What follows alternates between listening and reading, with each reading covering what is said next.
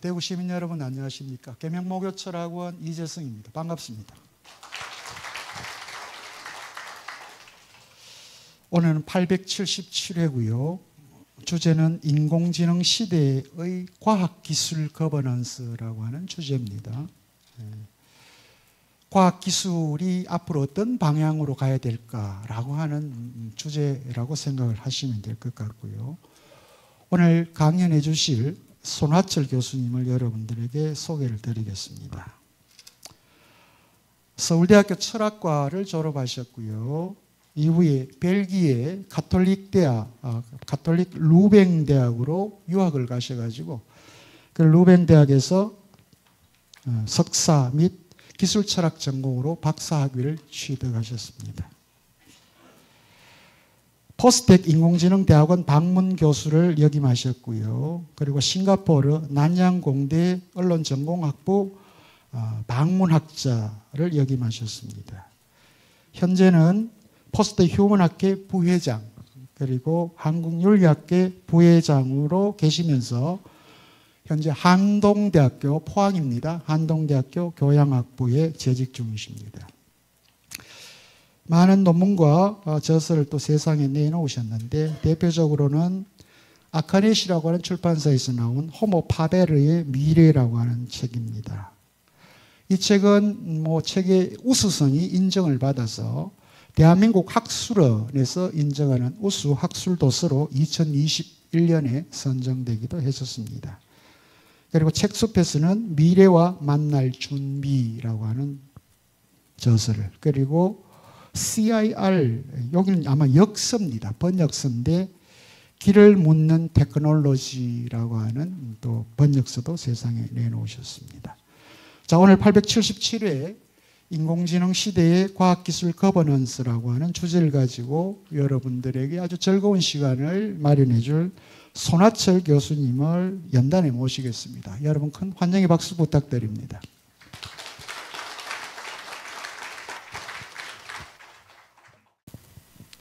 네, 여러분 안녕하십니까? 방금 소개받은 손화철입니다.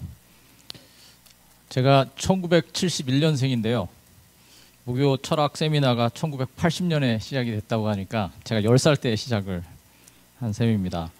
저는 익히 그 프로그램이 있다는 것을 잘 알고 있었는데 여기에서 이렇게 발표할 수 있게 돼서 굉장히 영광스럽게 생각합니다. 또 이렇게 40년 동안 철학 강좌를 들으신 대구 시민들이 굉장히 굉장하다고 생각합니다. 또 제가 영광스럽게 생각하는 것은 여기 이제 속에 리플렛을 보니까 여러 학자들이 있는데 제가 학생 때 저를 가르쳐 주신 백종영 교수님도 계시고 또 저희 분야에서 굉장히 유명한 학자들이 여기 많이 있는데 저도 여기 이렇게 끼어서 저도 함께 이야기할 수 있도록 해주셔서 감사합니다. 사실 저는 이분들하고는 전혀 비교가 되지 않는 굉장히 일천한 학자입니다. 오늘은 간단한 거버넌스 관련해서 지금까지 인공지능에 대한 많은 이야기를 들으셨기 때문에 그런 것들을 조금 정리하고 그 다음에 앞으로 그러면 어떻게 할 것인가 조금 더 이제 현실적인 방안들 저도 철학자이기 때문에 아주 현실적일 수는 없겠습니다만 그런 부분들에 대해서 좀 말씀을 드리도록 하겠습니다. 네, 제가 먼저 간단하게 거버넌스와 제가 전공하는 기술 철학에 대해서 아주 간단하게 설명을 드리고 그 다음에 과거의 과학기술 거버넌스와 이제 새로운 흐름이 어떻게 시작되었는지 또 그 새로운 흐름이 인공지능이라는 새로운 기술과 더불어서 또 어떤 도전을 받고 있는지 그래서 앞으로는 어떤 패러다임을 가지고 어떻게 적용해 나갈 것인지를 차례차례 말씀을 드리도록 하겠습니다. 제가 여기저기서 이제 발표를 많이 하게 됐는데요. 하다가 보면 힘드시잖아요. 그래서 제가 결론을 제일 먼저 말씀을 드리곤 합니다. 그래서 이걸 다 요것만 기억하시고 그 다음엔 그냥 주무셔도 되고 그렇습니다. 과거에는 국가주도 아까 국가주도 경제 발전이었습니다. 그런데 오늘날에 이제 과학기술의 민주화, 또 전문가의 자유, 연구윤리의 강조 이제 이런 것들이 이제 새롭게 이야기가 조금씩 되고 있습니다. 근데 이제 인공지능이 이제 지금까지 올해 한 해 동안 계속 들으셨을 텐데, 인공지능이 이제 새로운 엄청난 기술이 들어오면서 여러 가지 변화들이 이제 일어나고 있습니다. 그래서 그 변화들에 따라서 새로운 패러다임의 과학기술 거버넌스가 조금 더 절실하게 되었습니다. 그래서 그것을 제가 목적이 이끄는 기술 발전에 대한 사회적 합의의 필요성, 가치로의 전환, 전문가의 사회적 책임, 이런 것들을 중심으로 해서 앞으로의 과학기술 거버넌스가 이루어져야 되겠다라고 말씀을 드리려고 합니다. 네, 여기까지가 이제 결론입니다. 먼저 간단하게 개념에 대해서 소개를 드리도록 하겠습니다. 거버넌스라는 것은 사실은 그렇게 정의가 명확한 그런 개념은 아닙니다. 그런데 이제 일반적으로는 정부나 어떤 정책 결정자들이 일방적으로 어떤 정책을 만들어서 그거를 이제 적용을 하고 하는 것이 아니라 기업, 비정부, 그러니까 그 이제 시민단체, 이런 그런 여러 가지 그 사회의 이제 구성원들과 함께 이제 네트워크를 구성해서 이 문제들을 어떤 정책을 펼쳐 나갈지를 결정하는 조금 폭넓은 의미라고 생각을 하시면 되겠습니다. 그래서 다양한 의사결정 체계인데, 그러니까 좀 한 사람이 이제 제일 극단적인 거는 이제 독재겠죠. 한 사람이 다 결정하는 게 있고, 또 그 다음에는 조금 이렇게 지배를 조금 더 이제 권력 있는 분들이 일방적으로 결정하는 게 있을 텐데, 조금 이게 사회의 다양한 구성원들이 이제 결정 체계에 들어가는 것을 말합니다. 그러나 이거 민주처럼 모든 사람이 투표한다, 이제 이보다는 조금 더 어떤 전문가들이나 여러 관련 주체들이 이제 관련 주체들이 정책 결정에 참여하는 그런 것을 말하겠습니다. 그러니까 과학기술 거버넌스는 과학기술 정책 수립과 집행 전반에서의 의사결정 체계를 어떻게 할 것이냐에 대한 이야기라고 생각하시면 되겠습니다. 제가 이제 기술 철학 전공자인데요. 기술 철학이 뭐냐 이렇게 물으시는 분들이 많습니다. 사실은 기술 철학은 철학에서 가장 나이가 어린 철학 분야입니다. 왜냐하면 옛날에도 기술은 늘 있었는데 기술은 별로 중요하지가 않았거든요. 옛날에는. 물론 기술은 중요했습니다만 기술이 그렇게 빨리 발전하지 않으니까 사람들한테 이게 너무 자연스러워가지고 기술에 대해서 굳이 생각할 필요가 없었습니다. 그러니까 뭐 신석기 시대 살던 사람이 나는 신석기를 쓰는 사람이지 나는 구석기 시대 사람이랑 달라 이렇게 생각할 수가 없잖아요. 몇천 년 동안 신석기가 이어지니까요. 자, 그런데 기술이 굉장히 빨리 발전하게 되면서 기술이 우리 삶에서 굉장히 중요한 역할을 하게 된 것이 산업혁명 이후입니다. 산업혁명 이후가 되니까 아니 이게 기술이 도대체 이게 너무 좋은 거잖아. 처음엔 너무 좋은 거잖아. 이렇게 생각하게 됐고 45년에 핵폭탄이 터진 다음에는 이제 다들 이거 너무 무서운 거구나 이런 생각을 이제 하게 되었습니다. 그러니까 그 전까지는 기술이 별로 중요하지 않았기 때문에 철학자들은 중요한 것만 생각합니다. 그러니까 뭐 삶이라든지 죽음이라든지 신이라든지 윤리라든지 이런 것들에 대해서 생각을 하는 것이지 그냥 사소한 것에 대해서는 철학자들이 연구를 하지 않으니까 기술이 하던 옛날에는 기술에 대해서 철학하지 않았고 기술이 우리 삶에서 중요하게 됐을 때부터 기술 철학이라는 게 생겨났습니다. 그러니까 사실 기술 철학이란 말이 생겨난 것도 19세기 후반이고 이제 20세기에 되어서야 비로소 이제 기술에 대한 철학적인 논의들이 활발하게 진행되기 시작합니다. 기술 철학의 의미를 잘 설명한 요 구절이 여기에 있습니다. 오늘날 기술은 인간에 관한 모든 문제에 침투해 있다. 이렇게 얘기합니다. 삶과 죽음, 사고와 감정, 행위와 고통, 환경과 사물, 욕구와 운명, 현재와 미래. 이게 사실은 철학의 주제거든요. 철학에서 중요하게 다루었던 모든 것들을 기술이 건드리고 있습니다. 조금만 생각해 보면 생로병사를 다 건드리고 있습니다. 이제는 불임이어도 불임에 문제가 있어도 아기를 낳을 수가 있고요.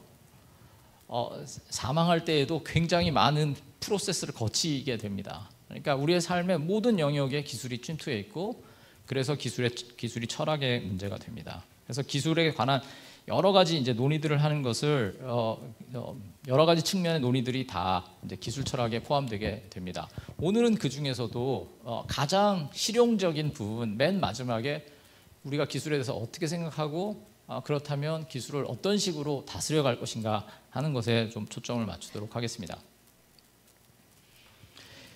아,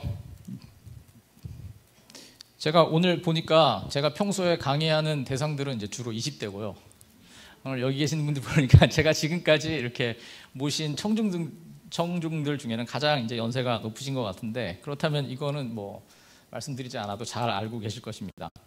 해방 이후에 우리나라 과학기술 정책은 기본적으로 국가 주도였습니다. 그래서 국가가 전문가들을 관리하고 양성하고 마음껏 재정 지원을 하였습니다. 우리 박정희 대통령이 가장 대표적인 경우인데, 옛날에 그 대전의 키스트에 가서 밤에 이렇게 연구실 문을 확 열고 봉투를 탁 주고 가셨다는 그런 이야기가, 그래서 그 학자들이 밤에 집에를 안 갔대요. 혹시 대통령이 올 수도 있다. 그게 이제 뭐 산업화도 해야 되겠고, 또 그때는 그 지금보다 남북 상황이 훨씬 안 좋았기 때문에 군사력 강화라는 측면도 있었고, 하여튼 여러 가지 측면에서 과학기술이 굉장히 중요하게 생각이 되었습니다. 그 영향이 지금까지도 있기 때문에 우리나라에서는 과학기술 정책이 정부가 하는 일 중에 굉장히 중요한 일이고, 정부가 어디다가 재정을 집중적으로 투여하느냐에 따라서 그 어떤 말하자면 연구의 유행이 바뀔 정도로 그렇게 됩니다. 그러니까 국가가 많은 그 지원을 지금도 하고 있고, 그 영향이 지금 남아 있습니다. 또 하나는 전문가 주도라는 것입니다. 개발 시대의 과학기술 정책에서는 당연히 이제 전문가가 가장 중요하기 때문에 집중적으로 전문가를 키웠고, 각종 국가 출연 연구소를 많이 만들었습니다.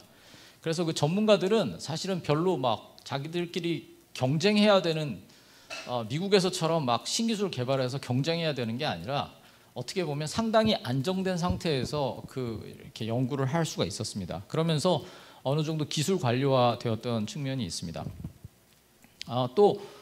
그러나 이제 자기가 하고 싶은 걸 막 하는 건 아니고, 연구를 하되 이게 국가 발전에 어떻게 도움이 되느냐 하는 부분들을 많이 생각을 하고, 국가에서 미는 쪽에 연구를 훨씬 더 많이 할 수밖에 없었습니다. 이후에 이제 산업화와 민주화가 일어나면서 과학기술 전문가들, 그러니까 굉장히 많이 양성해 놓은 과학기술 전문가들이 이제 정부 영역에만 있지 않고 이제 그 경제 영역에도 많이 들어가면서 관료와 전문가가 협력하는, 어떻게 보면 또 일종의 거버넌스가 구축이 되었습니다. 과거 거버넌스의 또 특징 중에 하나는, 지금 이건 과거라고 하지만 지금도 뭐 이걸 너무 다르다고 할 수는 없습니다. 이게 다 연장선상에 있는 거니까요. 경제 효과를 매우 강조를 하였습니다. 그래서 전문가와 시민이 모두 수용했습니다. 우리가 과학기술 발전시켜야 우리가 부강하게 먹고 살 수 있다. 그리고 그것은 아까 뭐 교수님께서 말씀하신 것처럼 엄청난 성공을 거두었습니다. 그래서 헌법에도 국민 경제 발전을 위한 과학진흥이라는 표현이 들어가 있습니다. 굉장히 흥미로운 표현입니다. 과학이라는 것은 본래 진리를 탐구하는 이제 학문이지 않습니까? 뭐 모든 학문이 진리를 탐구한다 그렇게 되는데, 진리를 탐구하기 위해서 과학을 하는 것도 있지만, 그러나 헌법에는 그것을 국민 경제 발전을 위한 이제 과학진흥 이렇게 하였습니다. 그래서 과학기술 거버넌스에서 국가의 역할이 지금은 상대적으로 이제 적어졌습니다. 예를 들면 삼성이나 현대 같은 그 큰 기업에서 하는 연구소나 국가연구소나 뭐 보면은 그 비중이나 어떤 활동이나 이런 것들이 이제 비등비등해졌는데, 그러나 지금에도 과학의 상업화는 여전히 진행되고 있다고 봐야 합니다. 그러나 어쨌든 이제 세월이 지나고 우리가 부강해지고 또 민주화도 일어나고 이런 과정들을 쭉 거치면서 이제 새로운 흐름이 이제 등장하기 시작합니다. 그 새로운 흐름에서는 과학기술의 민주화라는 그 개념들이 조금씩 올라오기 시작합니다. 과학기술 민주화라는 것은 과학기술 영역에서 전문가들이 아닌 시민들을 주체로 해야 된다는 것입니다. 그 얘기는 전문가를 배제하겠다는 것은 절대로 아닙니다. 그런데 전문가 혼자서 결정하는 게 아니라 시민들도 거기에 한 발을 넣을 수 있다, 이렇게 이야기합니다. 이제 근거는 뭐냐면, 이제 이렇게 말씀드리면은 많은 분들이 보통 사람이 뭘 한다고 과학기술에 자기가 왈가왈부를 하나, 이제 이렇게 생각하시는 분들도 많이 있는데, 우리가 정치를 생각하면은 간단하게 알 수 있습니다. 대통령이 되면은 엄청난 결정들, 경제적인 결정들, 국방에 대한 결정들, 뭐 외교에 대한 결정, 굉장히 어려운 결정을 하지 않습니까? 일반 시민들은 뭘 고려해야 되는지 잘 모릅니다, 사실. 경제가 됐건 국방이 됐건 외교가 됐건 뭐 그냥 여기저기서 듣는 이야기는 있어도 정확한 판단을 내릴 수가 없죠. 전문가가 아니니까. 대통령이 전문가와 함께 만나서 이제 결정을 다 내리는 것입니다. 그러나 그 대통령을 사람들이 뽑죠. 선출을 합니다. 그러면 대통령 후보들은 나와서 어떻게 해야 됩니까? 내가 외교 정책을 이렇게 하겠습니다 하는데 너무 어려운 말로 하면 사람들이 못 알아듣습니다. 그러면은 사람들한테 자기가 그 추진하고 싶은 정책에 대해서 가능한 쉬운 언어로 잘 이야기하고 핵심적인 부분을 딱 찔러서 내가 대통령이 되면 이런 걸 할 수 있습니다 라고 이야기를 하고 시민들은 거기에 따라서 투표를 하게 됩니다. 자, 그 얘기는 뭐냐 하면 시민들은 나한테 영향을 엄청나게 미치는 결정을 대통령이 하게 될 텐데 경제, 외교, 국방 뭐 등등 과학기술 등등에 대한 결정을 하게 될 텐데 그 결정 때문에 내 삶이 좋아질 수도 있고 나빠질 수도 있으니 나도 거기에 그 결정에 어떤 약간 간접적이지만 참여를 하겠다. 그리고 그 참여를 하는 것이 결과적으로는 더 좋은 결과를 낳는다라고 믿는 것이 민주주의입니다. 그래서 민주주의에서 이제 그런 걸 하는데 과학기술의 영역에 오면은 과학기술의 전문가들이 자기들이 연구를 해가지고 뭐 이런 거 저런 거를 이제 그 결과물들을 내놓는데 그것도 엄청나게 우리한테 영향을 많이 미치거든요.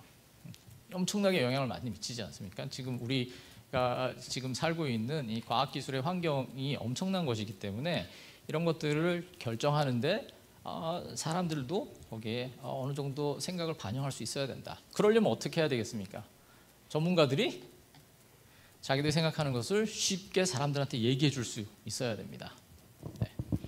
이게 가장 첨예하게 이 문제가 불거졌던 것이 과거의 탈원전 정책과 관련된 것입니다. 물론 이제 여러분들이 탈원전에 대해서 뭐 찬성하시는 분도 있고 반대하시는 분도 있을 텐데 제가 생각했을 때 최근에 탈원전 과정에서 가장 중요한 발전은 뭐냐 하면은 원자력 전문가들이 왜 원자력이 중요한지 시민들에게 알아들을 수 있는 말로 설명하려고 노력하기 시작했다는 것입니다. 그 전까지 원자력 전문가들은 그 시민과 소통하려고 별다른 노력을 하지 않았습니다. 그냥 우리가 열심히 노력해서 싼 전기를 만들어 줄 테니 당신들은 그냥 쓰세요. 그리고 거기에 대해서 아무 말 하지 마세요. 이렇게 하는 것이 굉장히 오랫동안 계속되다가 이제 환경운동을 하는 사람들은 반대로 시민들한테 어떻게 설득하려고 계속해서 시민들과 노력을 하다가 이제 그것들이 어느 정도 효과를 본 순간에 이제 탈원전 정책이 시작이 됐겠죠. 자, 그러니까 이거를 다시 되돌리기 위해서 시민들과 접촉을 하고 시민들에게 이게 왜 중요하고 이 원전이 왜 안전하고 이게 왜 더 효율적인지에 대해서 좀 더 적극적으로 알아들을 수 있는 말로 설명하려는 그런 노력들을 이제 하기 시작한 것이 굉장히 중요한 포인트라고 저는 생각합니다. 그게 바로 과학기술의 민주화와 관련이 되어 있습니다. 또 하나는 이제 새로운 흐름 중에 하나는 전문가의 자유입니다. 이제 처음에는 국가 발전을 위해서 계속해서 이제 어떤 국가 발전에 복무하는 사람으로서 일정한 혜택을 받고 열심히 일하는 이제 과학자와 공학자들이 이제 있었는데 이제 어떤 수준이 일정 정도 오르고 우리가 경제적으로도 부흥해지고 부흥을 하게 되고 하니까 이제 어느 순간에는 아니 우리가 학문 활동을 하고 전문성을 발휘하는데 우리가 너무 뭔가 이렇게 우리를 종처럼 다루는 것 같아 이렇게 되는 시점이 있었습니다. 요즘은 이런 얘기를 좀 안 합니다만 얼마 전까지는 이공계 위기라는 얘기를 많이 했습니다. 왜 애들이 공대를 안 가냐? 요즘에도 그런 얘기 하죠. 뭐 다 의대를 가려고 하고 공대를 안 가려고 한다. 왜? 공대 가봐야 뭐 열심히 죽도록 일해도 뭐 돈도 저 의사처럼 많이 주지 않고 또 결정도 우리가 하는 게 아니라 뭐 기업의 오너가 하든지 뭐 정부가 하든지 그러면 하라는 대로 따라야 되고 이게 뭐냐 이제 이렇게 되는 부분들이 이제 전문가들 사이에서 이야기가 생기면서 여러 가지 이제 논의들이 일어납니다. 그래서 2018년에 아까 말씀드린 그 헌법 조문을 바꾸자는 운동이 잠시 이제 있었습니다. 그때 약간 개헌 논의가 좀 있었거든요. 이제 개헌은 함부로 할 수가 없으니까 한번 개헌할 때 이제 이것저것 다 이제 바꾸자고 하는 목소리가 분출하는데. 그때 이제 이공계에 있던 이제 학자들 중에 일부가 과학기술을 경제 발전의 도구로 아까 말씀드린 것처럼 그렇게 제가 그 표현을 보자면 국민 경제 발전을 위한 과학진흥이라는 표현이 헌법에 들어있는데그 부분을 국가는 학술 활동과 기초 연구를 장려할 의무가 있다라는 조항으로 대체하고 그걸 삽입하자 하는 운동이 이제 일어났습니다. 그러니까 전문가가 이제 과학기술이라는 어떤 그 활동이 정부 주도로부터는 좀 벗어나야 되겠다라고 하는 주장들을 이제 조금씩 하기 시작한 것입니다. 마지막으로 하나는 연구윤리에 대한 것입니다. 이게 뭐 그 거버넌스랑 무슨 상관이냐 하실 수도 있지만 목적이 좋으면은, 그러니까 결과가 좋으면은 다 좋다 이렇게 생각을 하게 되면은 연구윤리에 대해서 상대적으로 조금 이제 소홀하게 되는 측면이 좀 있습니다. 그런데 이제 여러분 다 기억하시겠지만 황우석 사태가 있었습니다. 이제 이분이 줄기세포를 내가 수립을 했다라고 주장을 했는데 나중에 알고 보니 앞으로 수립을 할 수 있을 것 같다라는 말을 수립했다라고 이야기하고 그냥 연구비를 받아서 더 돌려보자 이제 이런 생각을 했습니다. 그래서 사실은 연구가 전혀 완결되지 않은 상태에서 데이터를 조작해서 그 유명한 저널에 내고 그다음에 이제 막 국민들에게 희망을 마구 불러일으켰습니다. 그 당시에 이제 저도 외국에서 귀국해가지고 막 그 강사를 하고 있었는데 그 열풍이 얼마나 굉장했는지 저는 좀 이제 비판적이었는데 제가 수업 시간에 황우석 교수에 대해서 이게 너무 좀 수상하다 이제 이런 발언을 했다가 나중에 강의 평가에 교수님은 왜 그렇게 황우석 교수를 미워하십니까? 이렇게 했던 기억이 납니다. 그러니까 근데 이제 결과적으로는 이제 그때 상당한 부정이 밝혀진 이후에도 많은 분들이 황우석 교수에 대한 희망을 버리지 않고 제가 기억나는데 서울대 병원 앞에서 황우석을 살려내라 이렇게 하는 데모도 하고 그랬습니다. 근데 그때 이제 이분의 연구를 굉장히 좀 기대를 했던 이제 이유 중에 하나가 이게 국익에 도움이 된다 이렇게 이야기를 했습니다. 국익에 도움이 된다. 황우석 교수의 줄기세포 연구가 국익에 도움이 된다. 무슨 얘기냐면 이걸 1등으로 세계에 딱 내놓으면은 엄청난 돈을 벌 수가 있고 그걸 우리나라가 다 이제 먼저 가질 수 있으니까 참 좋은 일이다. 이거 국익에 도움이 되니까 사소한 잘못은 좀 넘어가자. 이제 이런 이제 흐름이 있다가 나중에 돌이킬 수 없이 사실은 뭐 반박 불가능할 정도로 이제 증거가 나오니까 이제 그분이 서울대 교수로부터도 이제 이제 사임을 당했죠. 이제 다시 퇴출되고 이제 굉장히 전문가의 위상이 그 당시에 굉장히 이제 훼손이 많이 되었습니다. 자, 그래가지고 그때는 근데 이제 기억하실지 모르겠지만 그때가 노무현 정부 때거든요. 근데 노무현 정부 때는 하여튼 뭐 지금도 그렇지만 여당과 야당이 합의하는 내용이 하나도 없었습니다. 모든 사안에 다 반대하는데 황우석 지원에 대해서만은 다 찬성했습니다. 네, 황우석 지원은 여야 없이 다 이렇게 해줬던 거죠. 이제 그러다가 문제가 이제 생기니까 이게 우리가 경제적 유익에 매몰돼가지고 막 돈 될 것 같으면 다 지원하고 이런 식으로는 이건 좀 문제가 있다. 그다음에 과학자 사회 내에서도 황우석 교수가 좀 문제가 있다고 생각했지만 이거는 뭐 지금 국민적으로 인기가 높으니까 그냥 놔두자 하는 분위기가 있어서 그 이후에 자성의 이제 목소리가 많이 나오게 되고 그 뒤로는 연구윤리에 대해서 굉장히 엄격해졌습니다. 이제 뭐 표절부터 시작해서 데이터 관리하는 것에 대해서 엄청나게 이제 그러니까 결과가 뭐 좋은 게 나왔냐 안 나왔냐가 중요한 게 아니라 그것도 중요하지만 그 과정을 철저하게 해야 된다는 것에 대한 생각들이 많이 생겼습니다. 이제 이런 것들이 전체적으로 국가 주도의 경제 발전 주도의 그 중심의 그런 과학 발전이 약간 다른 식으로 방향을 틀게 하는 그런 역할을 하였다고 할 수 있습니다. 네, 이제 인공지능이 이제 등장을 했습니다. 여러분들 많이 이제 많이 이미 들으셨죠? 제가 아마 이미 다 들으셨을, 사실은 뭐 저의 선생님이나 마찬가지인 분들, 여기 뭐 백정현 교수님뿐만 아니라 김재희 교수님, 신상규 교수님, 이영희 교수님 다 뭐 저한테는 선생님이나 마찬가지인 분들입니다. 이분들로부터 이제 뭐 중요한 얘기 다 들으셨을 거기 때문에 저는 이제 간단하게 도대체 인공지능이 와서 생긴 도전이 무엇인지를 이제 요약을 해보도록 하겠습니다. 하나는 새로운 인간상입니다. 이게 인공지능이 워낙 엄청난 능력을 보이다 보니까 이게 사람이랑 똑같은 거 아니야? 이렇게 물어보게 되잖아요. 사람이 할 수 있는 거 거의 다 할 수 있지 않아? 자, 그러면은 그 다음에는 뭐예요? 사람이 뭐지? 이제 이렇게 물어보게 되는 거죠. 그렇죠? 사람이랑 비슷해지는데, 근데 어느 순간 보면은 어떤 사람보다는 더 나은 것 같기도 하고, 어떤 사람보다는 더 못한 것 같기도 하고, 그러면 도대체 사람이 뭐야? 그래서 우리의 주제가 포스트 휴먼의 시대, 인간을 다시 생각하다지 않습니까? 이제 그렇게 되는 것이죠. 과거의 기술이 인간의 육체 노동이나 기억이나 계산 같은 것을 대체했다면 인공지능은 판단과 배움의 능력을 대체한다는 점에서 굉장히 놀랍습니다. 그리고 또 인간보다 더 잘하지 않아도 개별 영역에서의 주도권을 인공지능이 가질 수 있는 그런 부분들이 있습니다. 예를 들어서 이제 번역 프로그램 같은 걸 생각할 수 있는데, 번역을 굉장히 잘합니다 요새.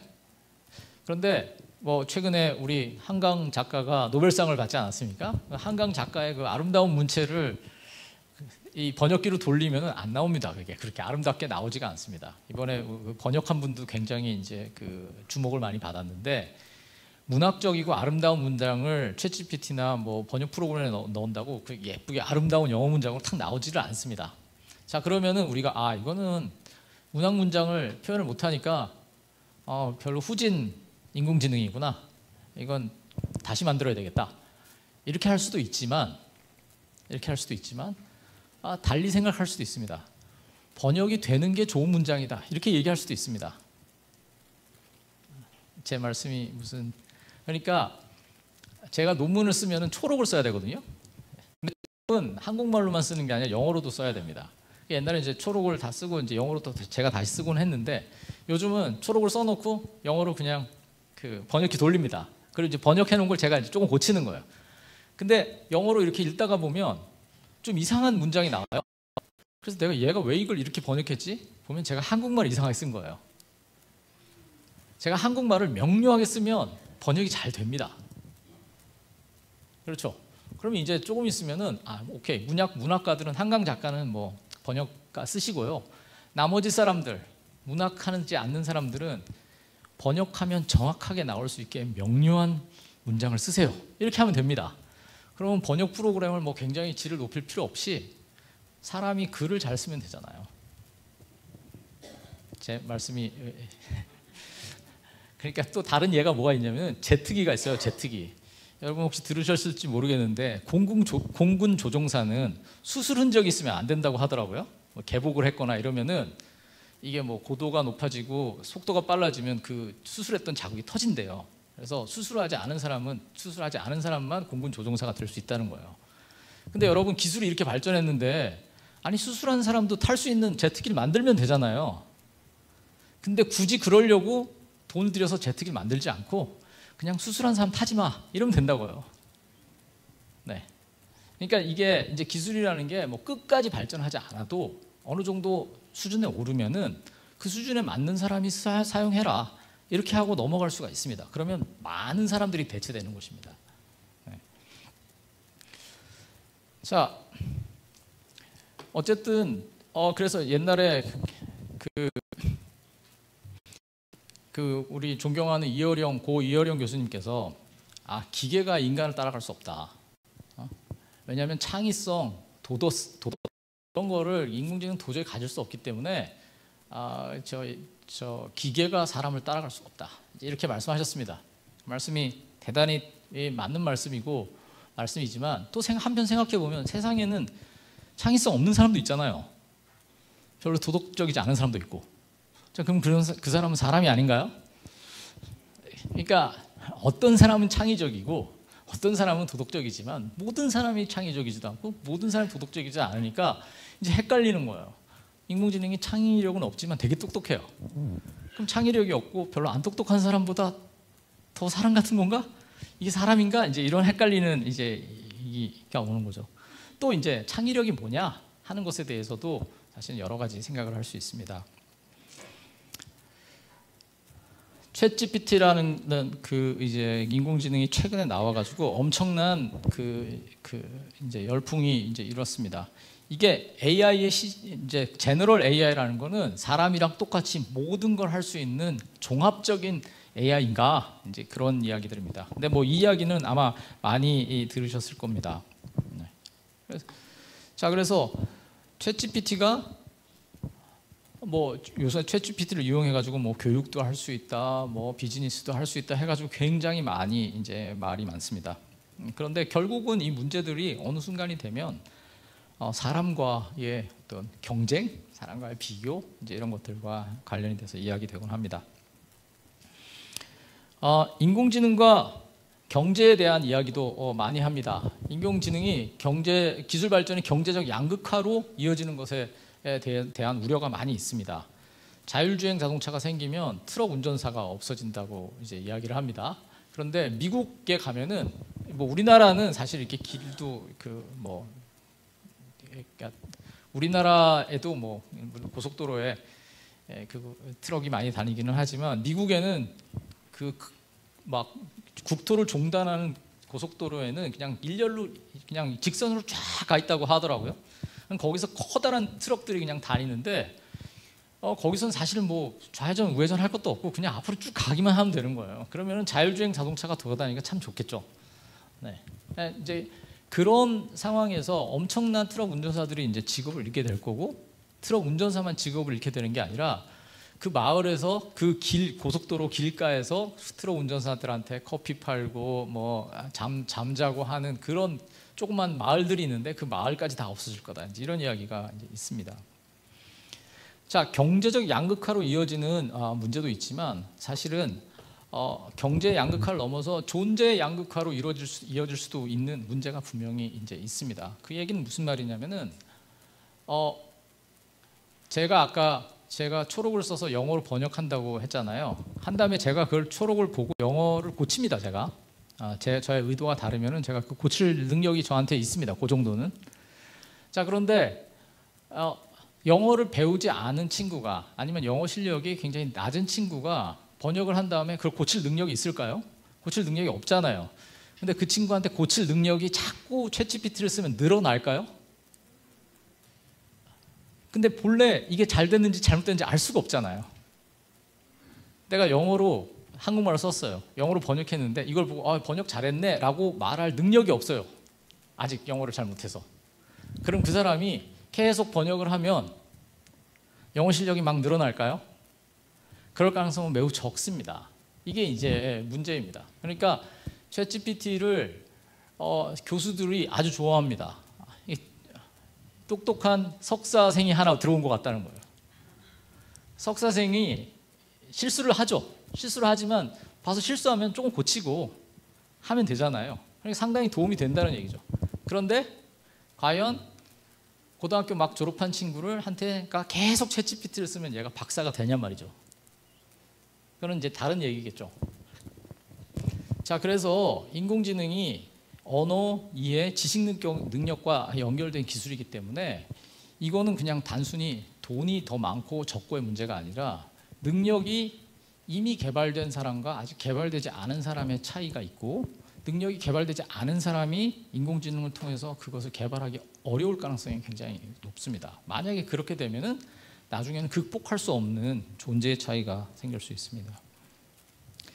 에너지 문제도 굉장히 심각합니다. AI가 엄청난 에너지를 사용을 합니다. 이제 큰 도전인데 놀랍게도 이 도전에 대해서는 그렇게 말씀하는 분이 많지가 않습니다. AI에 대한 희망이 너무 크다 보니까.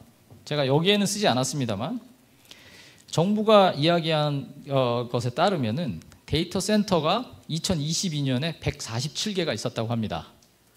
그런데 2029년에 데이터 센터라는 건 뭐냐면은 데이터를 모아서 저장하는 겁니다. 여러분들 인공지능은 데이터를 많이 이제 학습을 시켜야 된다고 하잖아요. 근데 그 데이터가 어딘가 저장이 돼 있을 거 아닙니까? 그러면은 이 저장을 하는 그 엄청난 센터가 있습니다. 거기 가면 기본적으로 그냥 컴퓨터 칩이 잔뜩 꽂혀 있고 거기에 다 데이터가 엄청나게 저장이 되어 있습니다. 그런데 이걸 저장을 하고 나면은 이거 컴퓨터이기 때문에 24시간 계속 켜놔야 됩니다. 거기 데이터가 있어야 됩니다. 그럼 켜놓으면은 열이 나겠죠. 그럼 열을 식혀야 됩니다. 에어컨을 틀거나 물을 돌리거나 해야 됩니다. 그래서 이 데이터 센터가 차지하는 전력이 엄청납니다. 그게 어느 정도냐면은 이런 데이터 센터가 22년에 147개가 있었는데 29년 지금부터 몇 년, 한 4년 5년 후죠. 그러면 732개가 되고 732기가 되면은 1000메가와트씩급 원전 53기를 돌려야 할 만큼의 전기가 추가로 필요하다고 합니다. 이거는 정부가 이야기한 겁니다. 여러분 지금 원자력 발전소 우리나라에 뭐 10개 조금 넘게 있는데 원자력 발전소 하나 세우는 게 얼마나 오래 걸립니까? 오래 걸리고 그 주변에 뭐 합의도 해야 되고 바닷가에다가 만들어야 되고 53기를 바닷가에다가 지으려면 우리나라 해안 다 원자력으로 둘러싸도 안 됩니다. 물론 29년에 732개가 과연 될 것이냐 그건 또 다른 문제입니다. 그런데 우리가 이걸 10분의 잘라서 이야기하더라도 4, 5년 안에 원전 5개가 더 필요하다. 10분의 1로 자르면 그 정도로 엄청난 전기를 씁니다. 저는 개인적으로 에너지 문제가 앞으로 AI의 가장 큰 문제가 될 거라고 생각합니다. 지금은 에너지 이야기는 일단 나중에 해결하는 걸로 하고 AI가 우리의 미래를 담보할 거라고 이야기하는데 미래의 전력 문제를 해결하지 못하면은 AI 문제도 해결할 수가 없습니다. 지금 예를 들어서 우리 그 한동훈 대표가 탈원전 정책이 얼마나 잘못됐는지 알 수 있다 이렇게 말씀하셨거든요. 그 말이 맞습니다. AI가 엄청난 전력을 소비하고 이거를 감당하려면 원전이 필요하니까 탈원전 정책이 잘못됐다. 그런데 탈원전 정책 잘못됐다 하는데 원전을 지금 한두 개 세워서 되는 일이 아닌 거예요. 지금. 그럼 얘기가 아주 다른 얘기가 됩니다. 탈원전이 문제가 아니고 앞으로 원전을 그러면 계속해서 세워가지고 이걸 할 수가 있는가, 그게 현실적인가를 생각을 해봐야 될 문제입니다. 또 하나는 그 이제 엄청난 데이터를 이제 학습을 한다고 말씀드렸는데 이 데이터의 주인이 누구인가 하는 문제가 있습니다. 우리가 쓰는 인터넷에서 검색하고 하는 모든 것들, 우리가 신용카드 쓰고 하는 뭐 인터넷에서 쇼핑하고 하는 것들, 여러분 버스 타고 내리고 하는 것들이 다 데이터거든요. 여러분이 데이터를 생산한 건데 그거를 학습을 해서 누군가 돈을 많이 법니다. 자, 그러면 그게 과연 누구의 것인가를 이제 사람들이 이야기하곤 합니다. 또 요즘 챗GPT 같은 것은 인공지능이 스스로 생각한다고 하는데 생각하는 게 아니라 사실은 많은 데이터를 학습한 거잖아요. 근데 그 데이터에는 뭐 학술 자료도 있고 신문 기사도 있고 다 누군가 생산해낸 자료입니다. 근데 거기 다 저작권이 있는 거거든요. 자, 그렇다면은 챗GPT가 뭔가 딱 대답을 내놓을 때 이 대답이 그냥 누구나 갖다 쓰면 되는 것인지 아니면 저작권이 있는 것인지도 굉장히 심각한 이제 질문 중에 하나입니다. 인공지능과 권력 관계의 문제도 있습니다. 이제는 기술이 점점 대형화되면서 아무나 인공지능 서비스를 내놓을 수 있는 게 아닙니다. 그 데이터 센터를 아무나 그냥 지어가지고 나도 데이터 센터 하나 만들어야지 이러는 게 아니라 돈이 엄청나게 든단 말이죠. 그러니까 국가나 대기업 수준의 어떤 파워가 있지 않고는 이제 이걸 할 수가 없는데 많은 사람들이 여기에 이제 매달리게 되면 자동적으로 권력 관계가 생겨날 수밖에 없습니다. 그래서 이제 그런 경제적인 권력 관계가 있겠고 또 하나는 인공지능 사용하기 위해서 숨은 노동이 필요하다는 부분이 있습니다. 요거는 요 다음 장에서 제가 말씀을 드리도록 하겠습니다. 또 나중에 정상성의 기준에 대해서도 다음 페이지에서 말씀을 드리도록 하겠습니다. 그 챗GPT에다가 굉장히 난삽한 물음을 던지면 대답이 그렇게 난삽한 요구를 하면 난삽한 답이 나오지 않습니다. 굉장히 그러니까 예를 들면 뭐 성적으로 매우 왜곡된 내용을 생산해내라고 하면 챗GPT는 그렇게 하지 않습니다. 네. 그렇게 하지 않는 이유는 그렇게 하지 않도록 만들어졌기 때문입니다. 근데 그렇게 하지 않도록 만들어지기가 쉽지가 않습니다. 왜냐하면 인터넷에서 데이터를 긁고 왔는데 인터넷에서는 진짜 난삽한 게 많거든요. 굉장히 부적절한 게 많습니다. 그 부적절한 데이터를 챗GPT가 학습하지 않도록 이렇게 걸러내는 작업을 해야 되는데 그 작업을 누군가 손으로 해야 됩니다. 네, 그런 건 아마 모르시는 분들이 많을 텐데 그거를 제3세계에서 하고 있습니다. 그러면 그분들은 그 난삽한 내용을 다 보고 이거는 쓰지 마, 이건 쓰지 마 하는 것을 다 일일이 클릭을 해서 해야 됩니다. 어떤 경우에는 거의 정신적으로 이상이 올 만큼 이상한 컨텐츠를 봐야 되는 분들이 이제 있습니다. 페이스북에서도 보면은 뭐 그 나체라든지 하여튼 그 어린이나 보통 사람이 보면 혐오스러울 만한 그런 그 포르노 같은 것들을 이제 다 제거하거든요. 그게 막 이렇게 올라오지 않습니다. 올라오지 않는 건 뭐냐면은 그게 뭐 인공지능이 뭘 알겠어요. 사람이 이건 부적절해서 하나씩 제껴내는 겁니다. 그 얘기는 무슨 뜻이냐면 누군가를 보고 있다는 얘기잖아요. 누군가 보고 제껴야 된다는 말이죠. 네. 그런 과정들이 데이터를 이제 가공하는 과정들이 있습니다. 그래서 그 사람들을 유령 노동자라고 부릅니다. 네, 뭐 그것에 대한 기사들이 이제 이렇게 있습니다. 타임즈에서도 나왔고 또 MIT 테크놀로지 리뷰에서도 이제 그것에 대한 심층 기사들이 나왔습니다. 마지막으로 이제 이 사람들이 이거는 부적절해. 그래서 이제 데이터를 해서 제외한다고 했잖아요.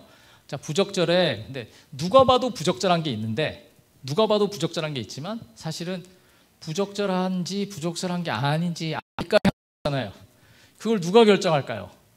누군가 결정을 해야 됩니다. 자, 그걸 결정하는 사람이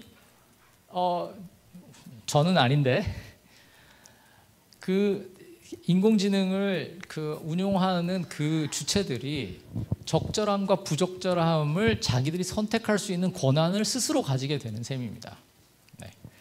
그래서 많은 사람들이 말하기를 이거는 실리콘밸리에 있는 백인들이 혹은 거기에 있는 중산층에 혹은 좀 교육을 많이 받은 사람들이 자기의 기준, 서양의 기준을 가지고 이거를 평가하니까 부적절하다 이렇게 비판하는 사람들이 있습니다. 자, 이렇게 AI는 우리가 기대할 만한 많은 그 가능성들을 우리한테 주고 있지만 그와 동시에 여러 가지 문제들, 지금까지 우리가 기술과 관련해서는 별로 생각하지 않아도 됐던 문제들을 많이 야기합니다. 또 우리가 걱정했던 문제들도 야기합니다. 여러분, AI를 생각하면 환경 문제에 대해서는 별로 생각하지 않게 되는데 사실은 AI가 엄청나게 많은 에너지를 사용합니다. 아까 말씀드린 것처럼. 네, 또 그 안에 인간이란 무엇인가, 적절함을 누가 정의할 것인가, 그 다음에 그 데이터를 가공하는 그 사람들의 노동을 어떻게 봐야 될 것인가 하는 수많은 문제들이 그 안에 있습니다. 이 외에도 뭐 여러 가지를 말할 수 있습니다. 예를 들어서 극단화를 이야기할 수 있는데 여러분 유튜브 많이 보시죠? 유튜브 보시면 여러분 뭐 어떤 사람의 유튜브를 보면 그 옆에 왜 이렇게 쪼로록 쓰지 않습니까? 여기 이제 다음 거 보라고 이렇게 올라오지 않습니까? 다 계산돼서 여러분한테 맞춰서 올라오는 겁니다. 하나씩. 다 이미 다른 강의에서 들으셨을 텐데 그거를 인공지능이 다 계산을 해서 여러분들이 좋아할 만한 걸 여기다 올려놓습니다. 그러니까 여러분이 여행 유튜브를 자꾸 보시면 옆에 다른 여행 유튜브가 이제 뜹니다. 제가 뭐 필리핀 여행을 보고 그 다음에 또 말레이시아 여행 보면 옆에 뭐 뉴질랜드 여행기 여행하는 여행을 봅니다. 여러분이 만약에 정치에 관심이 있어가지고 정치 그 유튜브를 자꾸 보시면은 정치 유튜브가 옆에 자꾸 뜹니다. 그것도 여러분이 만약에 좀 진보적인 분이라면 진보적인 유튜브를 자꾸 보시면 옆에 진보적인 유튜브 다른 유튜버가 계속 올라오고요.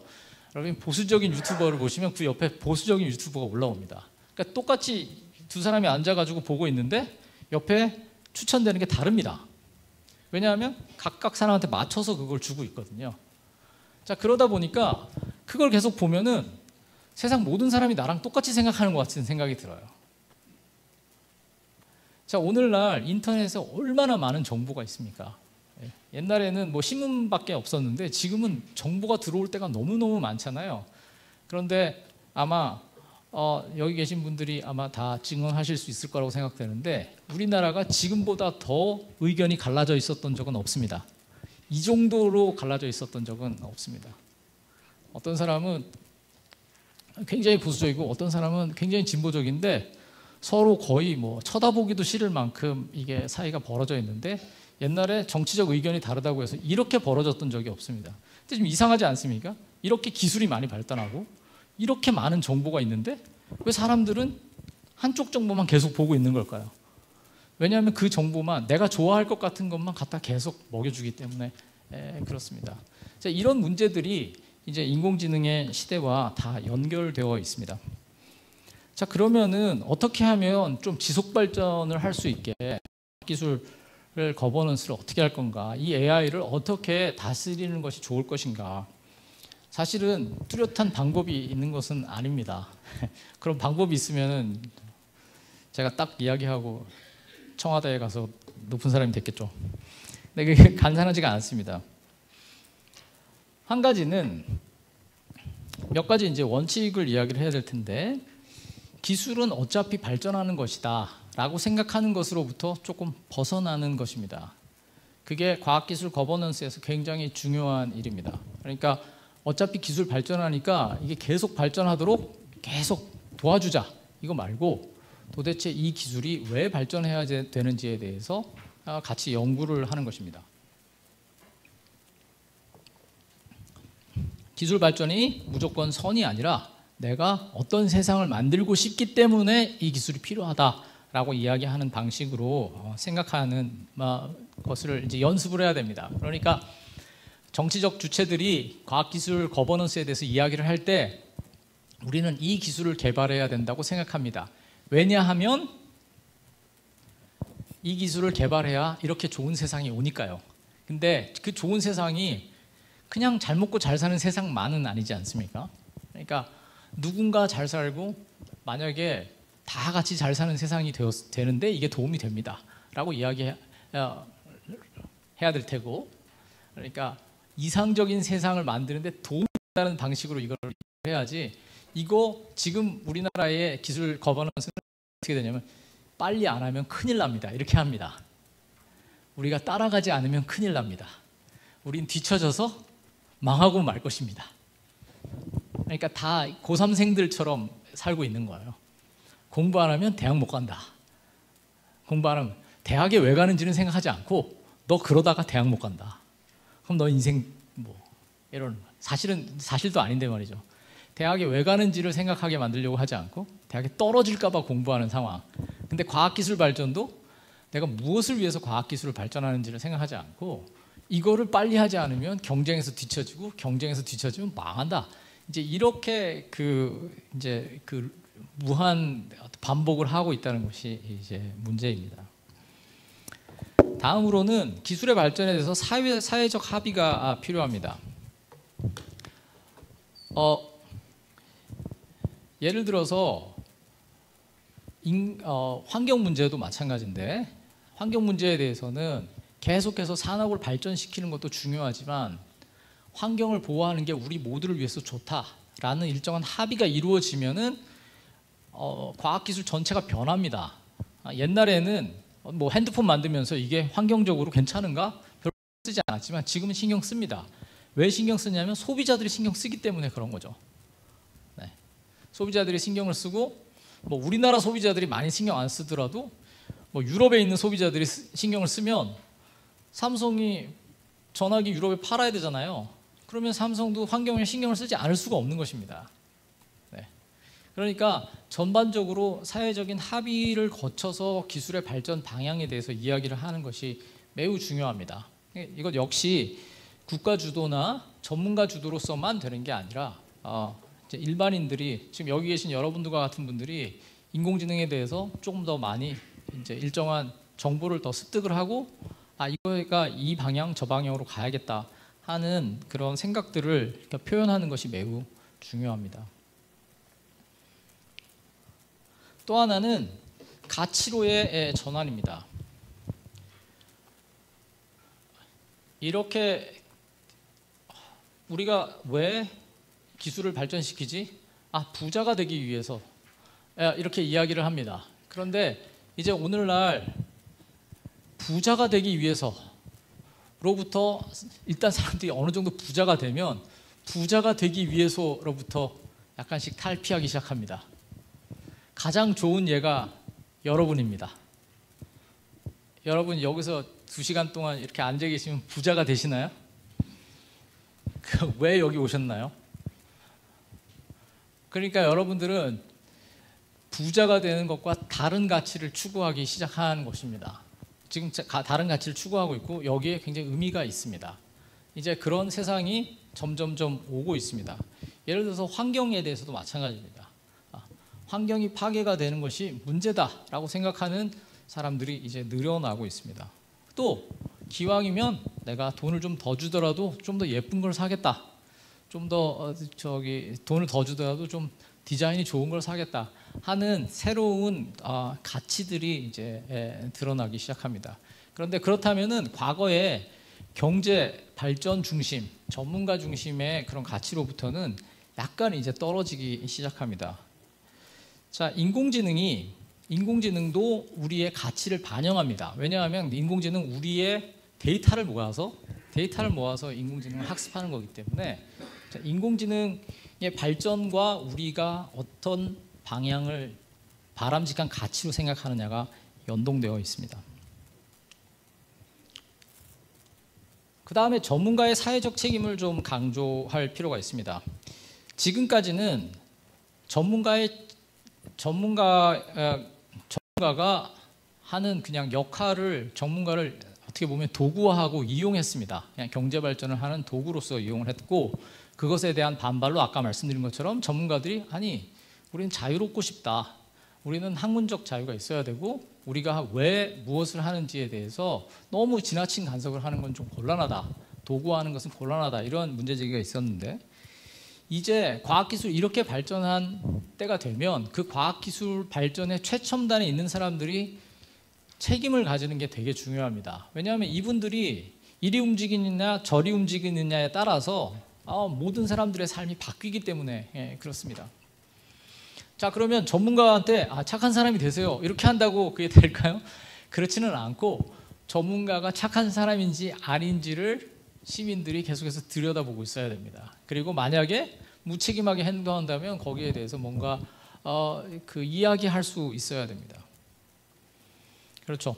그래서 예를 들면 헌법에 대해서 헌법에 아까 이제 고치자고 이야기했는데 이렇게 이야기할 수 있습니다. 우리 사회가 지향해야 될 좋은 세상의 이념을 제시한다는 전제하에 과학기술과 학술연구 역시 그 이념을 실행하는데 복무해야 된다. 이 얘기는 우리가 어떤 세상, 지금부터 100년 후의 세상이 어떤 세상이었으면 좋겠다. 100년까지 아니더라도 몇십 년 후의 세상은 이런 세상이 됐으면 좋겠다. 라고 생각하는 것을 가지고 과학기술의 발전을 이야기할 때 우리가 제안하는 과학기술 발전이 좋은 세상을 이루는데 이렇게 도움이 된다라고 설득하는 방식으로 과학기술의 발전이 이루어지는 것이 매우 중요하다고 생각합니다. 네, 이런 기본적인 틀을 가지고 이제 이것을 적용하면 어떻게 적용할 수 있을까? 사실은 이제 몇 가지 제가 사례를 들겠고요. 그 다음에 우리가 물어야 될 질문들을 말씀드리도록 하겠습니다. 제가 무슨 정책을 제안할 수는 없는 것이지만 사례들입니다. 여러분들이 동의할 수도 있고 동의하지 않을 수도 있습니다. 하나의 예는 이런 게 있습니다. 에너지 백캐스팅입니다. 백캐스팅. 백캐스팅. forecasting이 뭐냐? forecast라고 하죠. 예보입니다. 예보가 이제 일기예보할 때 forecast라고 하거든요. backcast라는 건 뒤로 돌아보는 겁니다. 이건 무슨 말이냐면은 앞으로 전기를 우리가 얼마나 쓰게 될까? 이건 forecasting입니다. backcasting은 뭐냐면은 우리가 2029년에 전기를 이만큼 쓰자라고 결정하는 겁니다. 그리고 그때 전기를 이만큼 쓰려면 우리가 지금 뭘 해야 된다 하는 겁니다. 제 말씀이 무슨 소리인지 아시겠죠? 그러니까 전기 사용량이 지금은 뭐 100인데 뭐 10년 후에는 200이 될 거고 300이 될 거다. 근데 300이 되는 건 좀 문제다라고 한다면 그때 우리 300까지는 가지 말고 250까지만 갑시다. 20년 후에 250까지만 하는 걸로 합시다. 이때 250이 되기 위해서는 우리가 지금 무엇을 어떻게 대비를 해가야 될 것인지, 공장을 만들 때도 에너지를 좀 덜 쓰게 만들고 뭐 이렇게 큰 프로젝트를 할 때도 이게 에너지를 너무 많이 쓰는 거 아닌가? 우리 목표치 못 맞추는 거 아닌가? 이렇게 해서 먼저 목표를 정해놓고 뒤를 본다는 것입니다. 이건 물론 이제 제안입니다. 그런데 forecasting을 해가지고 지금은 뭐냐면 전기를 이만큼 쓸 것 같으니까 그것보다 더 많은 발전소를 만듭시다. 이렇게 이야기하는 거라면 우리가 환경 보호를 위해서 어느 정도까지 전기를 쓸 거라고 생각하고 거기에 맞춰서 합시다 하는 겁니다. 자, 이것을 확대해서 생각하면 기술 발전의 목표가 무엇이라는 것을 정해놓고 그거에 맞춰서 지금 기술 발전의 방향을 조정하는 것을 생각할 수 있겠습니다. 자, AI의 미래에 대한 여러 가지 이제 질문이 있습니다. AI가 나중에 어떻게 될까? 과연 보편 AI가 등장할까? AI는 나중에 사람처럼 될까? AI가 감정을 가질까? 고통을 느낄까? 그렇게 생각할 수도 있지만 전혀 다른 방식으로 물어볼 수도 있습니다. AI가 없는 세상을 상상할 수 있는가? 상상은 자유잖아요. 그렇죠? 그런데 생각조차 하지 않는 경우도 많이 있습니다. 어떤 AI가 개발돼야 좋은 세상을 만드는데 유익한가? 어떤 AI가 좋은 AI인가? AI를 개발할 때 주의해야 될 사항이 뭐고 사용할 때 주의해야 될 사항이 무엇인가? AI 사용을 어디서 통제하고 어디서 권장할 것인가? 누가 그렇게 할 것인가? 하는 것들을 이야기할 수 있겠습니다. 사실은 이런 질문과 관련해서 여러 가지 제안들이 없는 것은 아닙니다. 예를 들면 교황청에서는 AI를 만들 때는 이런 윤리적인 가이드라인을 가지고 해야 되겠다라고 이제 주장을 하였습니다. IBM에서도 이런 윤리를 제시를 했고요. 네. 네이버에서도 비슷한 것들을 하였습니다. 네, 이건 IBM이 아니라 이건 네이버입니다. 제가 제목을 잘못 달았는데요. 이건 네이버에서 그 AI 윤리를 한 것입니다. 개발과 사용에서도 아까처럼 고려해야 될 사항들이 있습니다. AI의 개발과 사용이 약자에게 고통을 가하는지, 자연의 훼손으로 이어지는지, 강자에게 권력이 집중되게 하는지 하는 것들을 조금 더 유심히 바라볼 필요가 있습니다. 그래서 제가 여러분들이 갖고 계신 그 논문에 보면 인공지능 영향평가라고 해서 여기서 강의하셨던 하대청 박사와 함께 만든 이제 그 평가 요소들이 있습니다. AI를 만들었을 때, AI 서비스가 나왔을 때 그 서비스에 대해서 이런 항목들을 가지고 평가를 해보는 것입니다. 네, 이제 시간이 되어서요. 맨 처음에 보신 결론입니다. 아까 제가 다 읽어드렸으니까 네, 똑같은 내용입니다. 네, 저는 여기까지 하겠습니다. 감사합니다.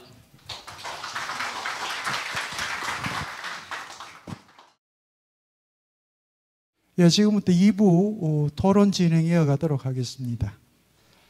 오늘 인공지능 시대 과학기술 거버넌스라고 하는 주제로 이렇게 손아철 교수님께서 아주 여러분들에게 간단 명료하게 그 많은 얘기를 아주 압축적으로 잘 설명을 해 주셨어요.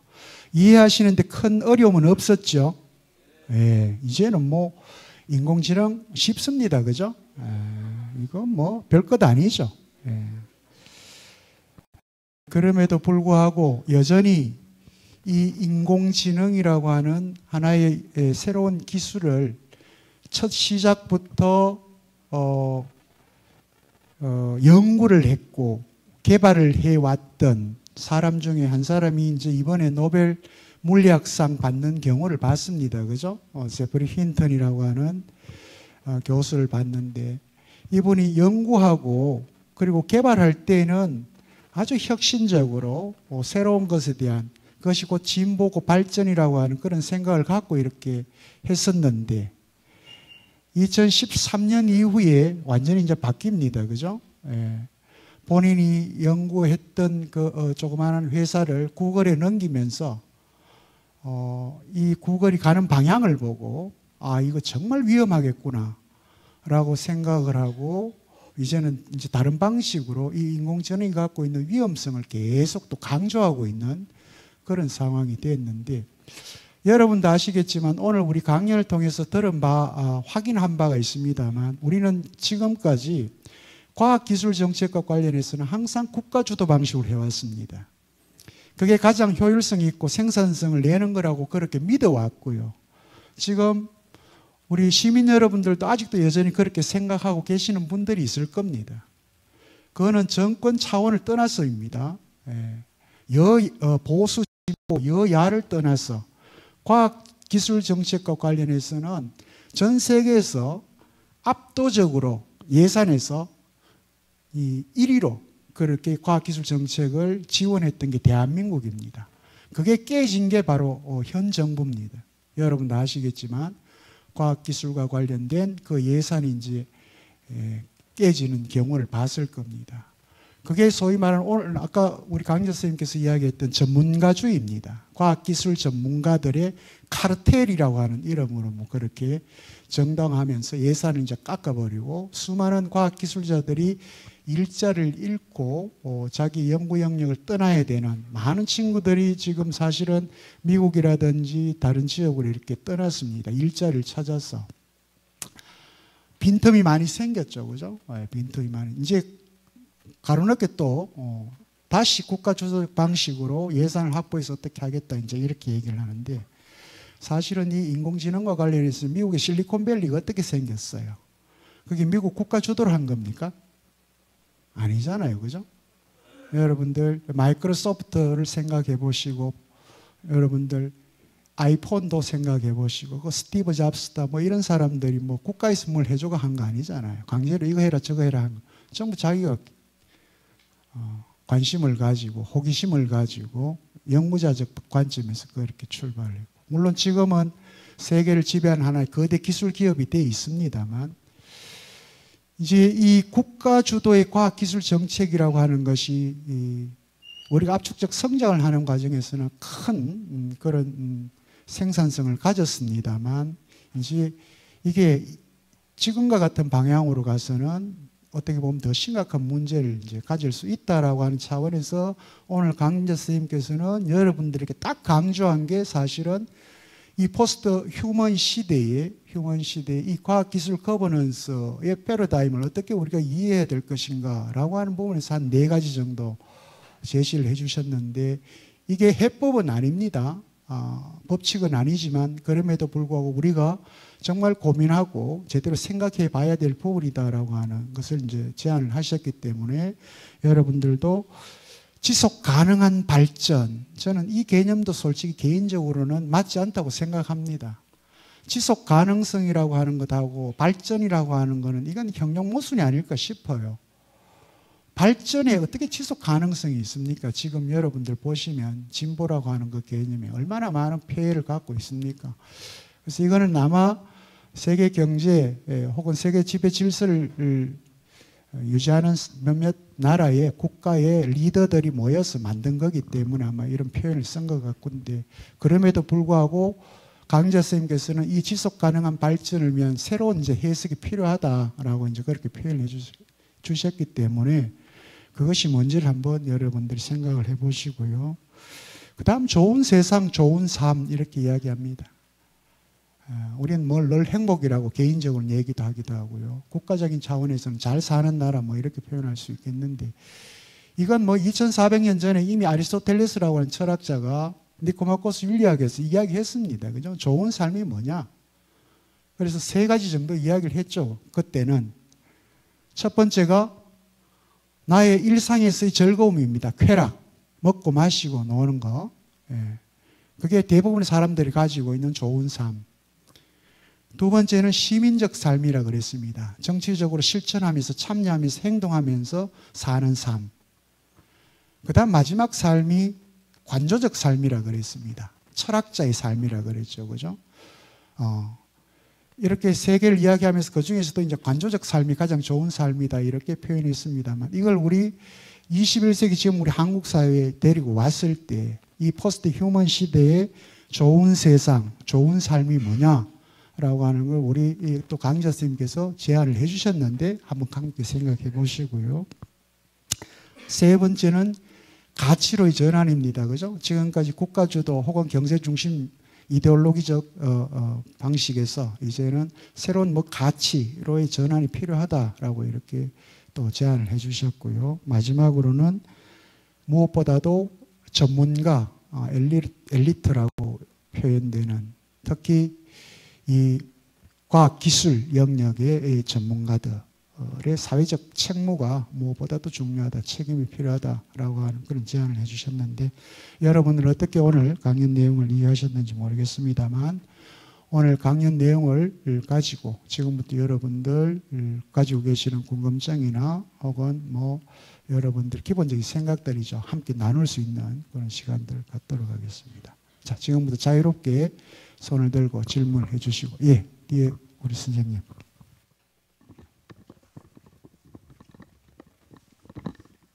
예, 만촌동에서 온 이병욱이라고 합니다. 오늘 교수님 그 아주 일목요연하게 저희가 잘 이해할 수 있도록 말씀을 전해주셔서 감사를 드립니다. 주제와 좀 어긋날 수 있지만은 두 가지를 질문을 드리고 싶습니다. 저희 저 지역에 보면은 우리 가까이 그 의성이라는 곳이 있는데 얼마 전에 지나가다 보니까 그 폐교가 된 학교, 고등학교가 하나 있는데 새롭게 이제 진행하는 것이 거기를 이제 AI 인공지능 교육센터를 이제 만든다. 그렇게 이제 하고 있습니다. 이게 잘 모르지만은 아마 전국적인 현상인 것 같습니다. 곳곳에서 이런 그 센터를 짓고 있는데, 제가 질문 드리고 싶은 것은, 압도적으로 이제 돈이 많은 곳이 우리 그 교육 예산입니다.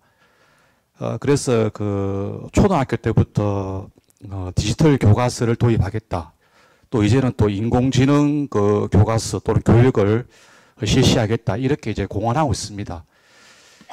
근데 또 전문가들은 그렇게 해서는 안 된다. 안 그래도 그 디지털 네이티브라는 세대인데 어릴수록 종이책을 읽히고 직접 펜을 들고 글쓰기를 시켜야 한다. 그것이 맞다. 이렇게 그 의견을 또 팽팽히 맞서고 있습니다.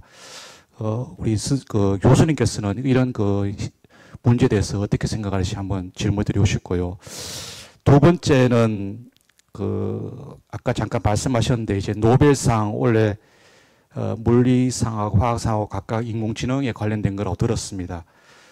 근데 그분들 인터뷰를 들어보니까 인공지능의 통제 불가에 대해서 걱정을 하셨는데 오늘 교수님뿐만 아니라 다른 분들 말씀을 들어보면은 이게 통제 불가라는 게 인공지능뿐만 아니고 사람 욕심, 욕망 이것도 역시 통제 불가가 아닌가 하는 생각이 많이 듭니다.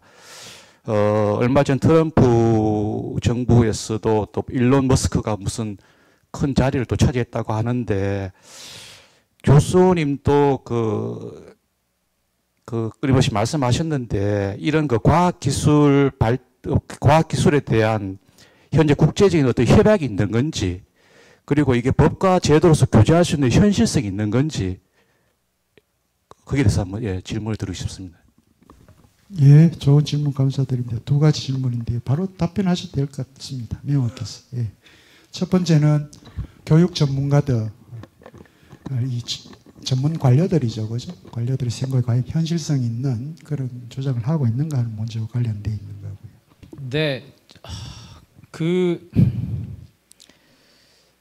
제가 이제 아까 말씀드린 것 중에 하나가 우리가 과학기술 발전을 이야기할 때도 우리 오늘 치는 수능처럼 아까 교수님 말씀해 주셨는데 우리가 다 수능 치는 사람처럼 산다. 근데 그러니까 공부 안 하면 대학 못 가고 또 뭐 지금 일하지 않으면은 지금 저축 안 해놓으면 노후에 또 힘들고 뭐 하여튼 계속 미래를 위해서 이제 사는 거잖아요. 오늘은 별로 의미가 없고 내일이 중요하기 때문에 이제 내일을 위해서 이제 오늘을 사는 식으로 하게 되는데 이러다 보니까 이제 마음이 굉장히 급합니다.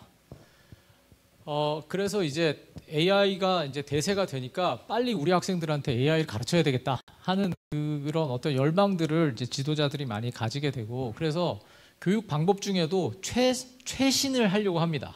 그러니까 아직 확립이 안 됐는데 최신의 것을 사용하려고 이제 노력을 하고 우리가 1등을 하고 싶은 거예요. 세계에서 뭐 디지털 교과서를 제일 먼저 했다, 제일 많이 한다. 이런 거를 이제 가지고 좀 앞으로 나아가고 싶어하는 경향이 있습니다. 근데 저는 개인적으로는 뭐 디지털 교과서가 저는 교육 전문가 아니니까 좋은 거다 나쁜 거다 제가 그렇게 말씀드릴 수는 없지만 제가 확실히 말씀드릴 수 있는 건 이건 너무 급하다 하는 겁니다. 저라면은 저의 아이들을 가르칠 때는 뭔가 새로운 게 나오면은 예를 들어서 새로운 치료법이 있다고 하면 여러분 자녀에게 제일 먼저 하시겠습니까? 남의 자녀들 다 해본 다음에 걔들 괜찮으면은 내 애도 가서 하는 거지. 그거 무작정 제일 먼저 내가 1등으로 해야지 이렇게 하지 않거든요. 근데 우리 그 디지털 교과서는 약간 이 작용과 부작용에 대한 확인이 아직 되지 않은 상태에서 너무 성급하게 하고 있다, 그렇게 생각을 합니다. 이제 인터넷의 이제 특징 중에 하나가 뭐냐면 하이퍼링크라고 해서 이게 화면에 있으면 왜 이렇게 줄 꺼놓고 파란색으로 했으면 탁 누르면 바로 넘어가지 않습니까? 그러면은 한 정보에서 다른 정보로 그냥 툭툭툭 넘어갈 수 있게 됩니다. 근데 이게 좋은 것 같지만 사실은 그러면 흐름을 모릅니다. 논리적인 흐름을 모르게 되거든요. 디지털 교과서라는 게 이렇게 읽다가 뭐 모르는 거 있으면 탁 누르면 글로 탁 가서 정보가 딱 나오고, 또 다시 돌아와서 또 읽다가 모르는 거 있으면 딱 누르면 탁 나오고, 이렇게 한다는 건데 어른들한테는 좋습니다. 그걸 흐름을 잘 알고 있는 사람한테는 정보가 그때그때 오니까 좋은데, 과연 아이들한테 이게 좋은지는 조금 더 확인을 해봐야 된다고 생각합니다. 인공지능도 통제에 불과하고 이제 사람도 통제가 불가능한데, 사람이 통제 불가능한 거 우리가 알지 않습니까? 그래가지고 어떤 사람이 막 폭주를 하면은 가서 말립니다.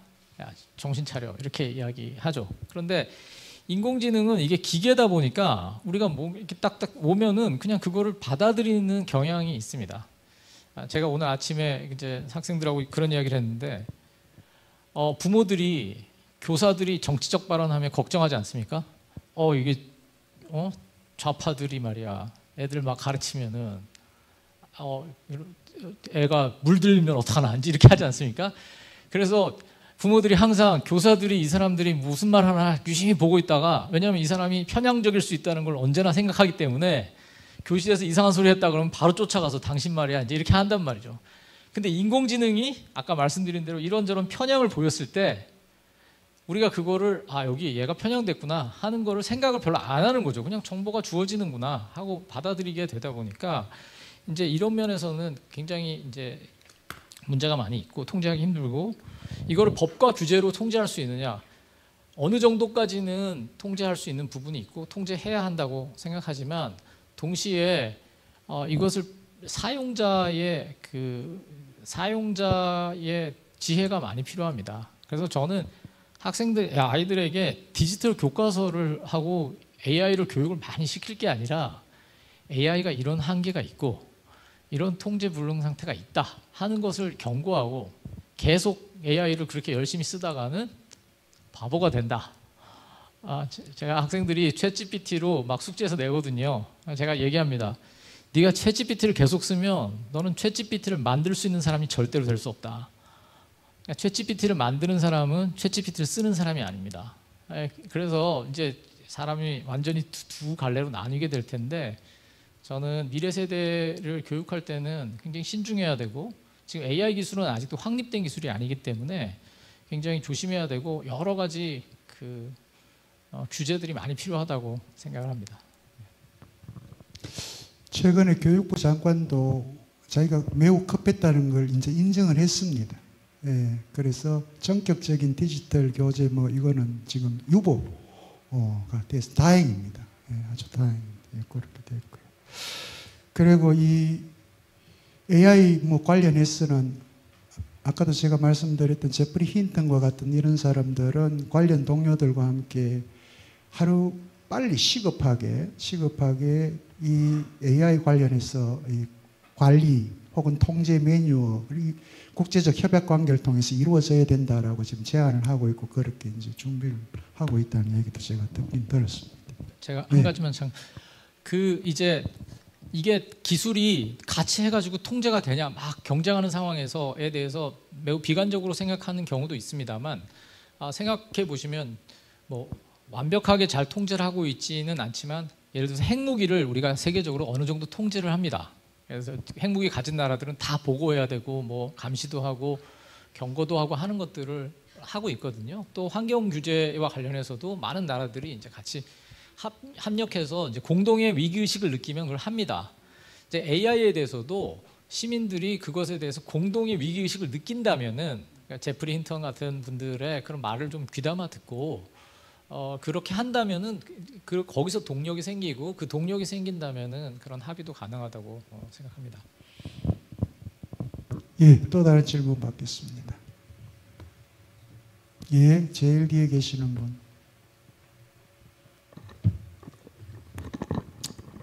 예, 저는 범어동에서 온 서상교입니다. 교수님 강의 잘 들었습니다. 흥미롭게. 그 몇 분 나가본 좀 전에 그 질의하신 분하고도 약간 맥을 같이 하는 것도 있는데, 저는 이제 그 과학 기술이나 이런 데 대해서 뭐 거버넌스 해가지고 약간 통제 기준 여러 가지 뭐 이제 좋은 뜻에서 어떤 그 시도하는 거는 그건 바람직하고 좋다고 생각하는데, 근데 한편으로는 과연 그게 될 거냐 하는, 그게 완벽하게 될 거냐 그 의구심이 있습니다. 사람이 태어나면서부터 사람은 이렇게 살아야 되는 게 좋다, 이렇게 살아야 되는, 예수님 부처님도 다 말씀했는데 지금 또 사람 보면 뭐 별로 그 뭐 그렇지는 않은 것 같기도 하거든요. 그거하고 똑같이 과학기술도 이렇게 하면 좋다, 이렇게 해야 된다 하지만 결국은 막판에 가면은 개인 같으면 개인의 욕심이나 이기심, 국가나 사회도 결국 자기 국가 이익이나 이런 데 하면은 저 본론은 큰 주제는 동의하지, 뭐 환경을 뭐 고려하라, 좋습니다. 좋은데 그 밑으로 구체적으로 나오면 개인 같으면은 값싸고 품질 좋은 거, 환경, 저기는 도덕적인 뭐 제품이다, 기업 윤리가 좋다, 이런 거 고려해 가지고 제품을 선택하기보다는 자기가 이익에 따라 하거든요. 그리고 국가도 결국 그 미국에서 그 기후 협약 같은 거 하다가 탈퇴하고 하는 것도 보면 좋은 측면이 있는데 막판에 가가지고는 결국은 이익에 의해서 움직이는 거 아니냐. 저는 약간 세상을 그렇게 보기 때문에 과학기술이 거버넌스도 뜻은 좋은데 마지막에는 결국 그렇게 안 가겠냐 하는 약간 비관적인 생각을 해봅니다. 교수님 생각 어떻습니까? 네, 저도 그렇게 생각합니다.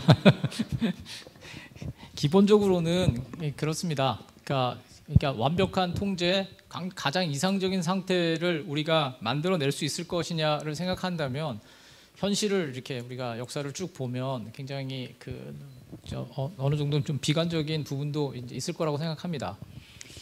그러나 동시에 사람에게는 또 놀라운 능력이 있어서 때로는 자기를 희생하는 사람들도 있고, 또 옳은 것을 위해서 자기 이익을 포기하는 사람들도 있습니다. 그 사람들이 대다수는 아니지만 그러나 그런 사람들이 있고, 그런데 놀랍게도 교과서에는 주로 그런 사람들만 우리가 쓰지 않습니까?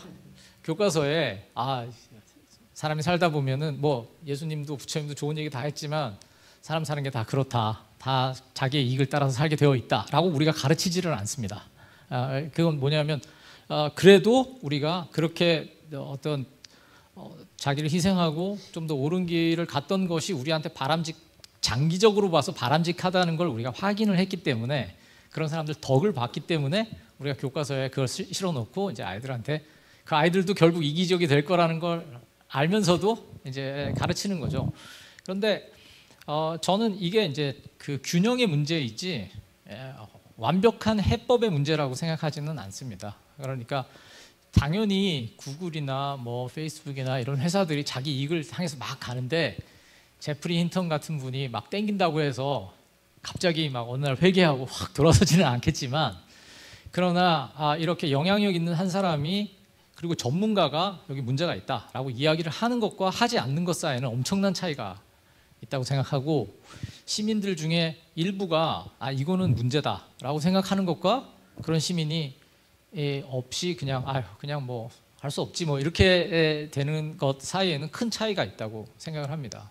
그러니까 그래서 이제 전문가들이 뭐 모두가 다 책임 있는 전문가가 되지는 않겠지만, 그러나 그런 분들이 있을 때에 가지는 영향력은 매우 클 거라고 생각을 해서, 결과가 좋을 것이냐는 이제 두고 봐야 할 문제이지만, 그러나 있는 문제들에 대해서 우리가 차근차근 문제를 제기해 나가는 것은 굉장히 중요한 과정이다, 그렇게 생각합니다.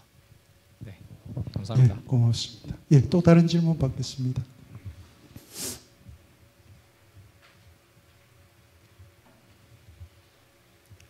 오늘 잠잠하시네요. 갑자기 질문이. 제일 뒤에 우리 계시는 선생님.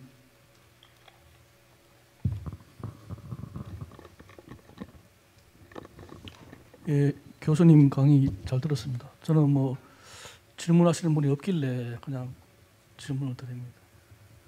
아까 교수님께서 그 챗GPT 말씀하시면서 학생들에게 너희들이 챗GPT만 쓰면 만드는 사람이 못 된다 이렇게 말씀하셨는데 저는 생각을 좀 달리 합니다. 그러니까 챗GPT 열심히 써와야지 챗GPT의 한계를 알 수 있고 또 그걸 통해서 이 챗GPT에 대한 자신의 생각을 또 올바르게 갈 수 있지 않나 생각합니다. 뭐든지 써봐야지 그 문제가 뭔지를 알 수가 있는 거죠. 처음부터 너 쓰면 못 만들어 이런 식의 얘기보다는 많이 써봐라. 대신에 그 문제가 뭔가 생각해봐라. 이게 더 낫지 않나 이런 생각이 들고요. 다음에 또 한 가지는 제가 우리나라 가버넌스라는 개념 자체가 좀 민주주의와도 좀 관계있다 생각하는데요. 우리나라 이 과학계가 좀 이상하게 자꾸 보수적인 사람과 제가 대화를 해보면 박 대통령이 참 대단히 있게 왜냐하면 국가 주도의 경제 성장을 해가지고 그걸 이제 평가를 많이 하는데 말기에 보면 과학 분야에도 키스트를 만들고 해가지고 굉장히 평가를 많이 해요. 그러니까 그런 식의 이제 국가 주도에 너무 이게 빠져있다 보니까 우리나라 사람들이 이게 모든 걸 다 국가 주도로 생각한다. 이게 한계가 아닌가 이런 생각이 드는데 그 문제점을 교수님께서 현장에 계시면서 어떻게 느끼셨는지 그게 첫 번째 질문이고요. 다음 두 번째는 뭐냐면 이게 통제하고 자율성의 이게 차이인데 저는 공산주의가 이론적으로 굉장히 이게 좋은 거 아닙니까? 그거 참 남다를 데 없죠. 근데 그 공산주의가 결국 정치화돼서는 그게 강력한 독재를 하자면 공산주의가 이루어질 수가 없는 거죠. 안 그렇습니까? 적어도 국가 단위에서는 그런 레닌 같은 강력한 통치가 안 되면 성립이 안 되는 거거든요. 그렇다면 과연 AI 문제에 있어서도 통제하고 자율성의 그 사이의 간격, 그 균형을 과연 우리가 제대로 잡을 수 있을지 그에 대한 교수님의 생각을 여쭙고 싶습니다. 네, 감사합니다. 굉장히 중요한 질문들을 해주셨습니다. 당연히 챗GPT를 이제 써봐야 되겠죠. 써보고 그것을 이제 말하는 그 한계가 무엇인지를 직접 깨닫는 것이 매우 이제 중요합니다. 그러니까 제가 그 학생들 이제 현장에서 학생들에게 얘기하는 것은 챗GPT를 이제 금지하자 그러는 건 아니고 챗GPT에 그냥 이제 교실에 있으면은 학생들이 바쁘잖아요. 뭐 저 미팅도 해야 되고 알바도 해야 되고 이렇게 하는데 숙제를 내야 되는데 급하단 말입니다. 그럼 이제 후다닥 이제 그 챗GPT 돌려가지고 그냥 쓱 내고 말거든요. 그러면 순간을 모면하기 위해서 이제 그걸 이렇게 사용하는데 이제 거기에는 사실은 이게 지금 뭐에 좋은가, 뭐에 나쁜가 그런 판단을 하는 게 아니라 그냥 아주 가볍게 이것을 그냥 써버리는 이제 그것을 이제 경계하는 것입니다. 말씀하신 것처럼 챗GPT가 어떻게 돌아가는지를 유심히 이제 관찰을 하는 거라면은 그거는 사실은 챗GPT를 사용한다기보다는 어떻게 보면 공부하는 거겠죠. 예, 그래서 이제 제가 이제 경계하는 것은 이제 그런 어떤 가벼운 사용에 대한 것이고요. 말씀하신 대로 거버넌스는 이제 민주주의와 매우 관련이 있습니다. 관련이 있고 그러나 특별히 이렇게 기술처럼 굉장히 고도로 전문적인 그런 영역에서 어떻게 여러 사람의 이제 의견들을 모을 것인가 잘 이해하지 못하는 사람도 있고 전문가도 있는데 이제 그것들을 어떻게 좀 광범위하게 할 것인가를 하는 거고 어떻게 보면 민주주의 사회에서 민주주의 사회이면서 동시에 이렇게 고도로 발전된 사회에서는 필연적으로 가져야 되는 어떤 의사결정 체제라고 생각을 합니다. 네, 그래서 그런데 이게 이제 그 국가의 주도가 그런 면에서 지금 이제 우리나라에서는 국가 주도의 그 힘은 점점 뭐 과거에 비하면 훨씬 더 이제 낮아지고 있습니다. 왜냐하면 우리 경제 규모도 너무 커졌고 정부가 모든 거에 다 관여할 수는 없기 때문에 이제 그 거버넌스의 영역은 점점 커지고 있기는 한데요. 그러나 여전히 다른 나라에 비하면은 국가가 가지는 영향력이 있고 국민들도 사실 그거를 바랍니다. 또 뭐가 일이 잘못되면 도대체 정부는 뭐했냐? 이제 이렇게 바로 이제 첫 문장이 이제 그거잖아요. 도대체 정부는 뭐 하고 있나? 이렇게 이제 말을 하기 때문에 이제 그런 부분들이 있습니다. 그래서 이제 이게 이제 조금씩 저는 낮아지고 국가 주도의 그런 것들은 좀 이제 상대적으로는 좀 이제 약화되고 있다고 생각합니다. 그런데 이제 예를 들면 뭐 교육이나 이런 부분에서는 또 이제 그립이 센 부분이 있습니다. 예를 들면 저희 한동대학교는 이번에 이제 국가에서 주는 큰 펀드를 받게 되었는데 거기도 보면 뭐 인공지능 교육을 열심히 하겠다 이제 이런 걸 다 써서 내야지 그게 채택이 되지 그렇게 안 하면 안 되는 그런 게 있습니다. 근데 이제 현장에서는 약간 당혹스러운 데가 있죠. 일단 이제 그렇게 약속하고 돈 받은 다음에 이제 우리는 어떻게 하나 이제 지금부터 고민을 합니다. 네. 그다음에 이제 통제와 자율성의 문제도 굉장히 그 민감한 지점입니다. 그러니까 모든 것을 통제를 하려고 하면 통제하는 사람도 뭔가 알고 있어야 되는데 그렇게 하면은 사실은 창의적인 아이디어가 이렇게 발산하기가 훨씬 어렵기 때문에 그러니까 무작정 못하게 하고 통제하고 막을 수만은 없습니다. 그러나 거기에서 제 생각에 가장 중요한 거는 조금 아까 제가 말씀드린 것처럼 디지털 교과서와 관련해서 말씀드린 것처럼 서두르지 않는 것입니다. 조금 확인할 시간을 조금 가지면 되거든요. 그런데 이제 그거를 이제 시장 경제 상황에서 그렇게 쉽지가 않다는 게 문제입니다. 그러니까 챗GPT만 하더라도 사실은 챗GPT 정도의 능력을 가진 인공지능을 다른 큰 회사들도 어느 정도 보유하고 있는데 오픈 AI라는 조그만 회사가 자기가 먼저 탁 튀기 위해서 먼저 던진 거예요. 그러니까 던지고 나니까 막 여러 가지 부작용이 있는데도 불구하고 여기가 이제 선점을 해서 이제 막 시장을 키워 나가니까 다른 회사들도 그 전까지 뭐 여러 가지 문제를 좀 보완하고 내놓으려고 하다가 이제 뒤늦게 이거 이제 시장에 뛰어들고 그래서 지금 사실 엉망진창이 되었습니다. 지금 그래서 이게 이제 사실 시장 경제를 어떻게 보면 시장에서 암묵적으로 지켜지고 있던 일종의 그 신사협정을 그냥 깬 거라고 할 수 있습니다. 오픈 AI와 챗GPT는. 그래서 이제 새로운 소용돌이가 일어나고 있는 것인데 이제 이런 부분에 대해서 조금 좀 자제할 수 있는 그런 분위기가 형성되는 게 좋고 그것 중에 하나는 최종 사용자들 그러니까 시민들이 약간 거기에 이렇게 너무 확 반응하지 않는 것도 저는 좋은 방법이라고 생각합니다. 그러니까 새로운 거를 너무 좋아하지 않는. 근데 우리나라는 또 이게 쉽지가 않죠. 네. 늘 새로운 것, 그죠? 늘 새로운 것. 예전에는 그래도 오래된 것 이런 것들 아끼면서 이렇게 살아왔던 우리들인데 이제는 뭐 오래된 것 이런 건 그냥 가차없이 버려버리고 그죠? 늘 새로운 것, 신상 이런 걸 추구하는 그런 철저한 소비자가 되어버린 게 또 대한민국 사람들의 모습이기도 하고요. 조금 안타깝긴 합니다. 김봉수 교수님 질문 받겠습니다.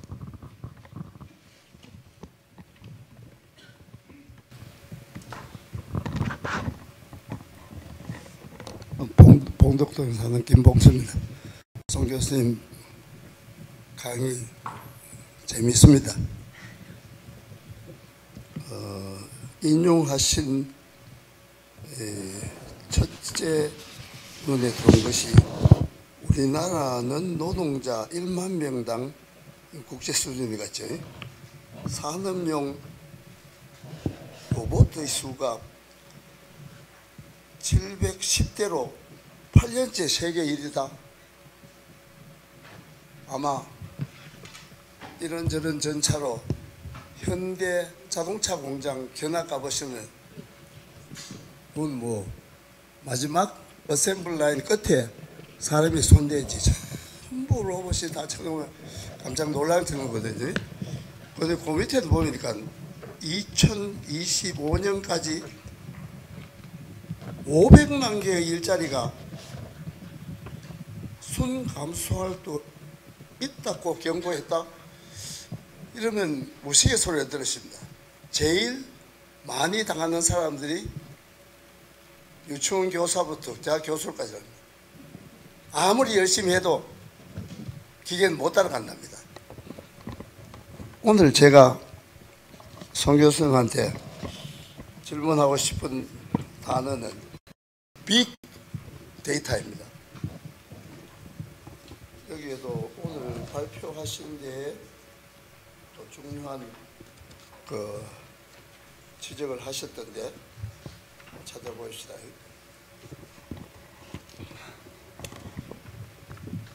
포스트 휴먼 시대를 특정 짓는 세 가지를 이게 왜 중앙집권적 특징을 가진 일반적인 접근을 쉽게 수용하지 않는다는 지적을 첫째 빅데이터, 두 번째 인공지능, 세 번째 생명공학을 지적하셨는데 이 빅데이터는 읽으면 제일 처음 세 글자로 빅토리 V를 썼는지 첫째 보니까 이제 양, 둘째 V는 보니까 속도, 마지막 V에 브라이트를 그래가지고 이제 다양성. 그럼 이걸 어떻게 사용하느냐? 그러니까 어느 사람이 어떻게 접근하냐에 따라서 그 내용이 조금 틀리는데 제가 읽어서 첫째 보니까 제품 개발, 두 번째가 예측 문제 내지 보수, 세 번째가 고객 경험, 네 번째가 사기, 거짓말 시키는 혹은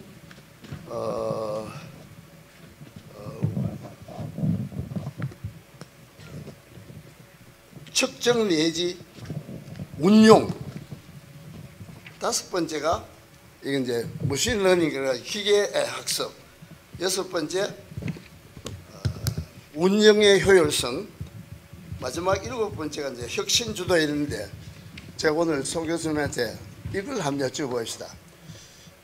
지금 여러 가지 우리 사회가 문제가 있어도 이거 거짓말 시켜가지고 다른 그러니까 현금반영에 계좌를 가지고 돈을 빼가는 이 문제는 보통 뭐 몇십만 원, 몇백만 원은 거의 또 그런데 지금 억대가 수백억 대가 지금 아직까지도 훔쳐간다 그러거든요. 그럼 이 AI나 이런 빅데이터를 정보기관이나 경찰이나 수사한 쪽에 좀 자금을 투자해가지고 그 사회적인 문제 보이스 피싱을 좀 줄이는 방법이 없겠습니까? 그걸 한번 여쭤보고 싶습니다. 고맙습니다. 선생님 혹시 보이스피싱하면 당하셨습니까?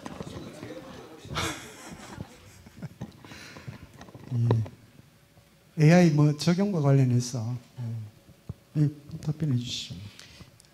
네, 뭐 이미 이제 일정한 노력을 하고 있을 거라고 생각은 합니다.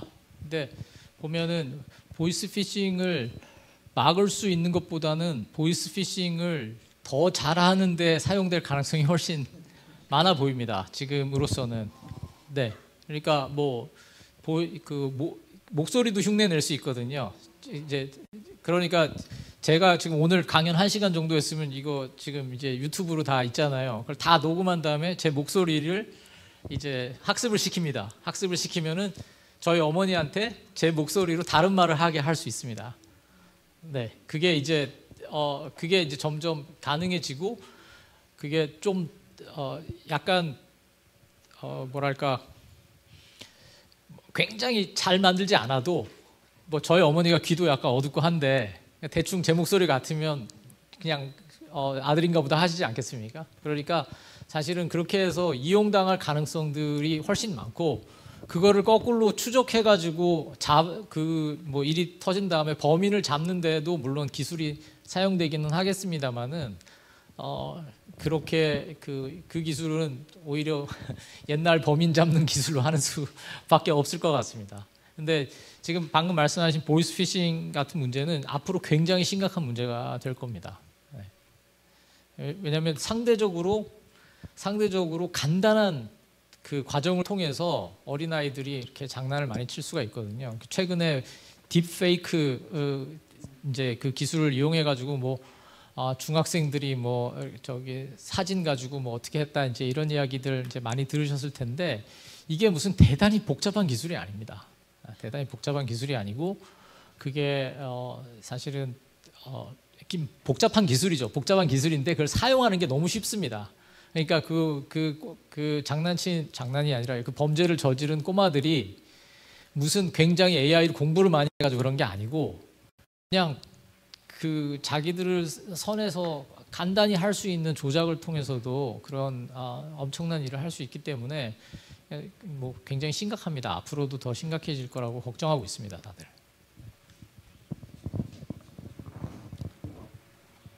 예, 선생님.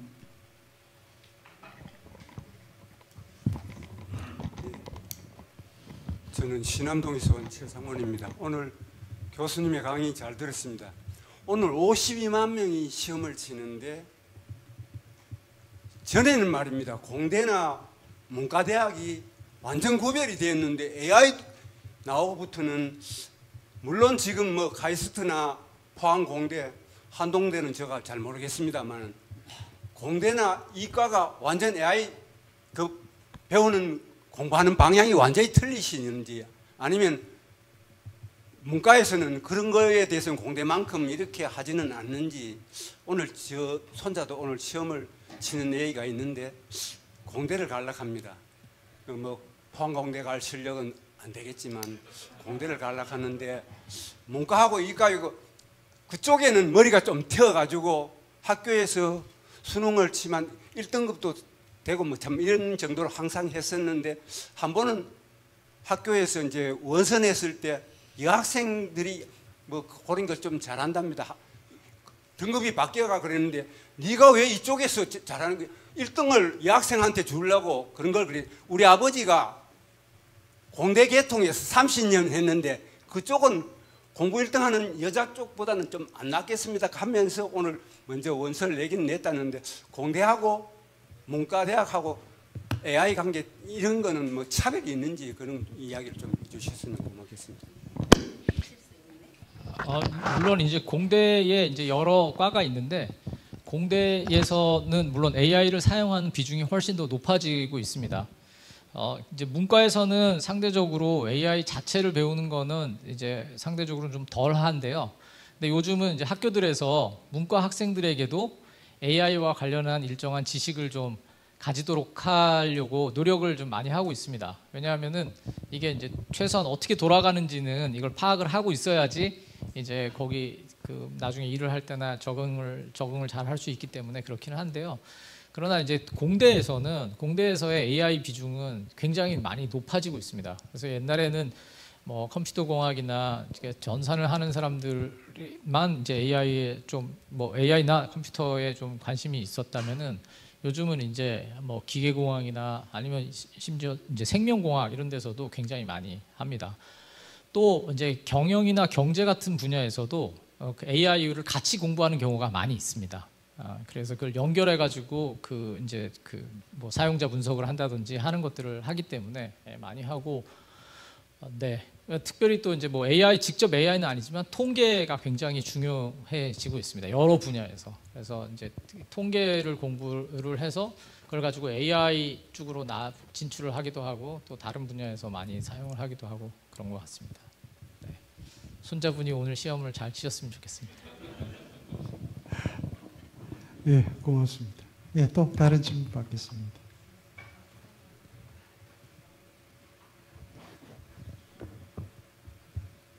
시간 한 10분 남았습니다, 아직.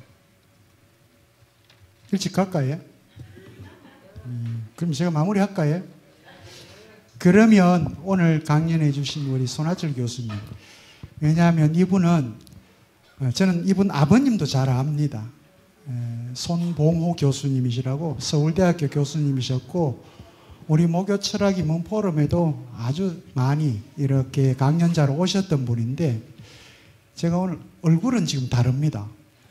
얼굴은 아드님이 영 잘생겼어요. 닮았습니까? 예. 근데 목소리가 아버님은 목소리가 굉장히 크락하락 하시거든요. 그런데 우리 손아철 교수님도 그 목소리가 남아있어요. 아버님의 그 목소리가. 지금도 아마 아버님은 이렇게 사회 활동을 하고 계시고 특히 이 사회에 대한 지대한 관심을 갖고 계시고 또 그렇게 어른으로서 역할을 하고 계시는 분입니다. 아주 뭐 그러다 보니까 이렇게 또 훌륭한 자제분도 이렇게. 그래서 오늘 우리 대구에 오셔서 이렇게 여러분들에게 강의도 하고 또 함께 토론 시간도 가져봤는데 우리 송 교수님께서 이제 처음 왔으니까 앞으로 이제 이제 오시겠죠, 그죠? 우리 뭐 인문 포럼에 이러저런 이유로 오실 텐데 오늘 하시면서 우리 시민 여러분들과 어떤 교감을 이루었는지, 어떤 인상을 받았는지 한번 마무리로 듣고 제가 정리하도록 하겠습니다. 네, 오늘 제가 오면서 굉장히 긴장을 많이 하고 왔는데요. 와서 발표하면서도 계속 긴장했습니다. 아까도 말씀드린 것처럼 지금까지 제 강연을 들으신 분들 중에 이렇게 평균 연령이 높은 적이 없어가지고 그런데 굉장히 집중적으로 들어주셔서 굉장히 감사하게 생각하고 또 좋은 질문들을 많이 주셔서 매우 감사하게 생각합니다. 하여튼 이런 영광스러운 자리에 불러주셔서 매우 감사합니다. 감사합니다. 그럼요. 우리 시민들이 얼마나 진지하신 분들. 뭐 질문 있습니까? 예.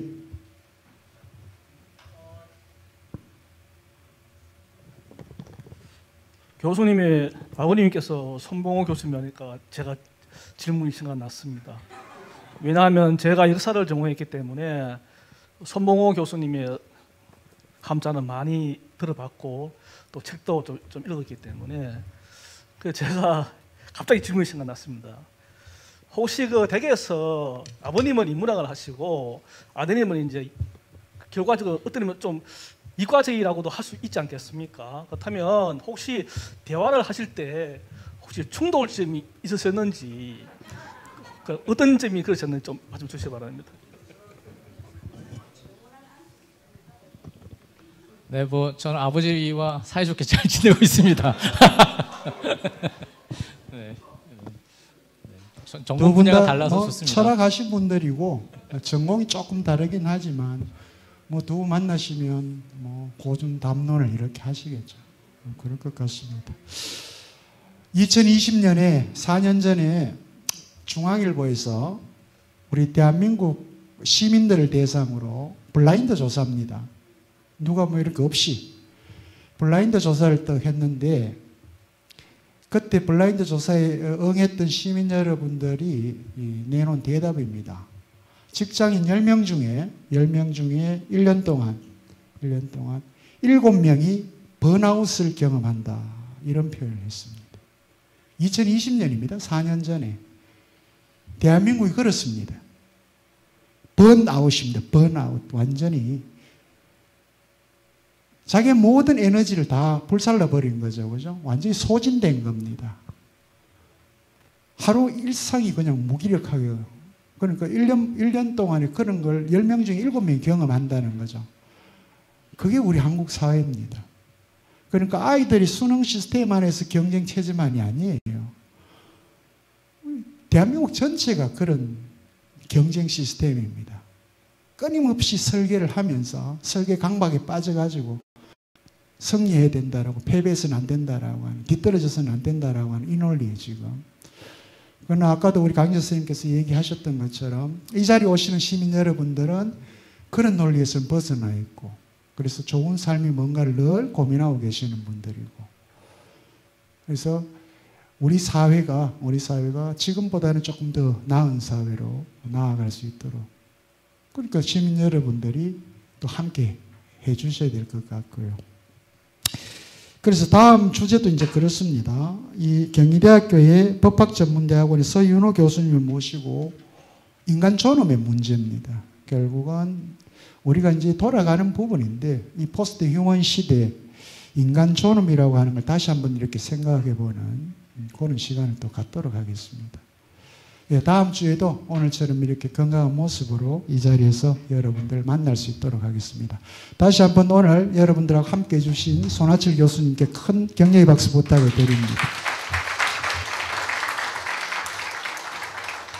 다음 주부터 10도 이상 훅 떨어진다 그러네요. 그죠? 그러니까 갑자기 또 이렇게 기온 변화가 심하면 환절기에 감기 조심하시고요. 항상 건강 조심하시고 다음 주에서도 이 자리에서 여러분들 밝은 모습으로 뵙도록 하겠습니다. 안녕히 돌아가십시오. 고맙습니다.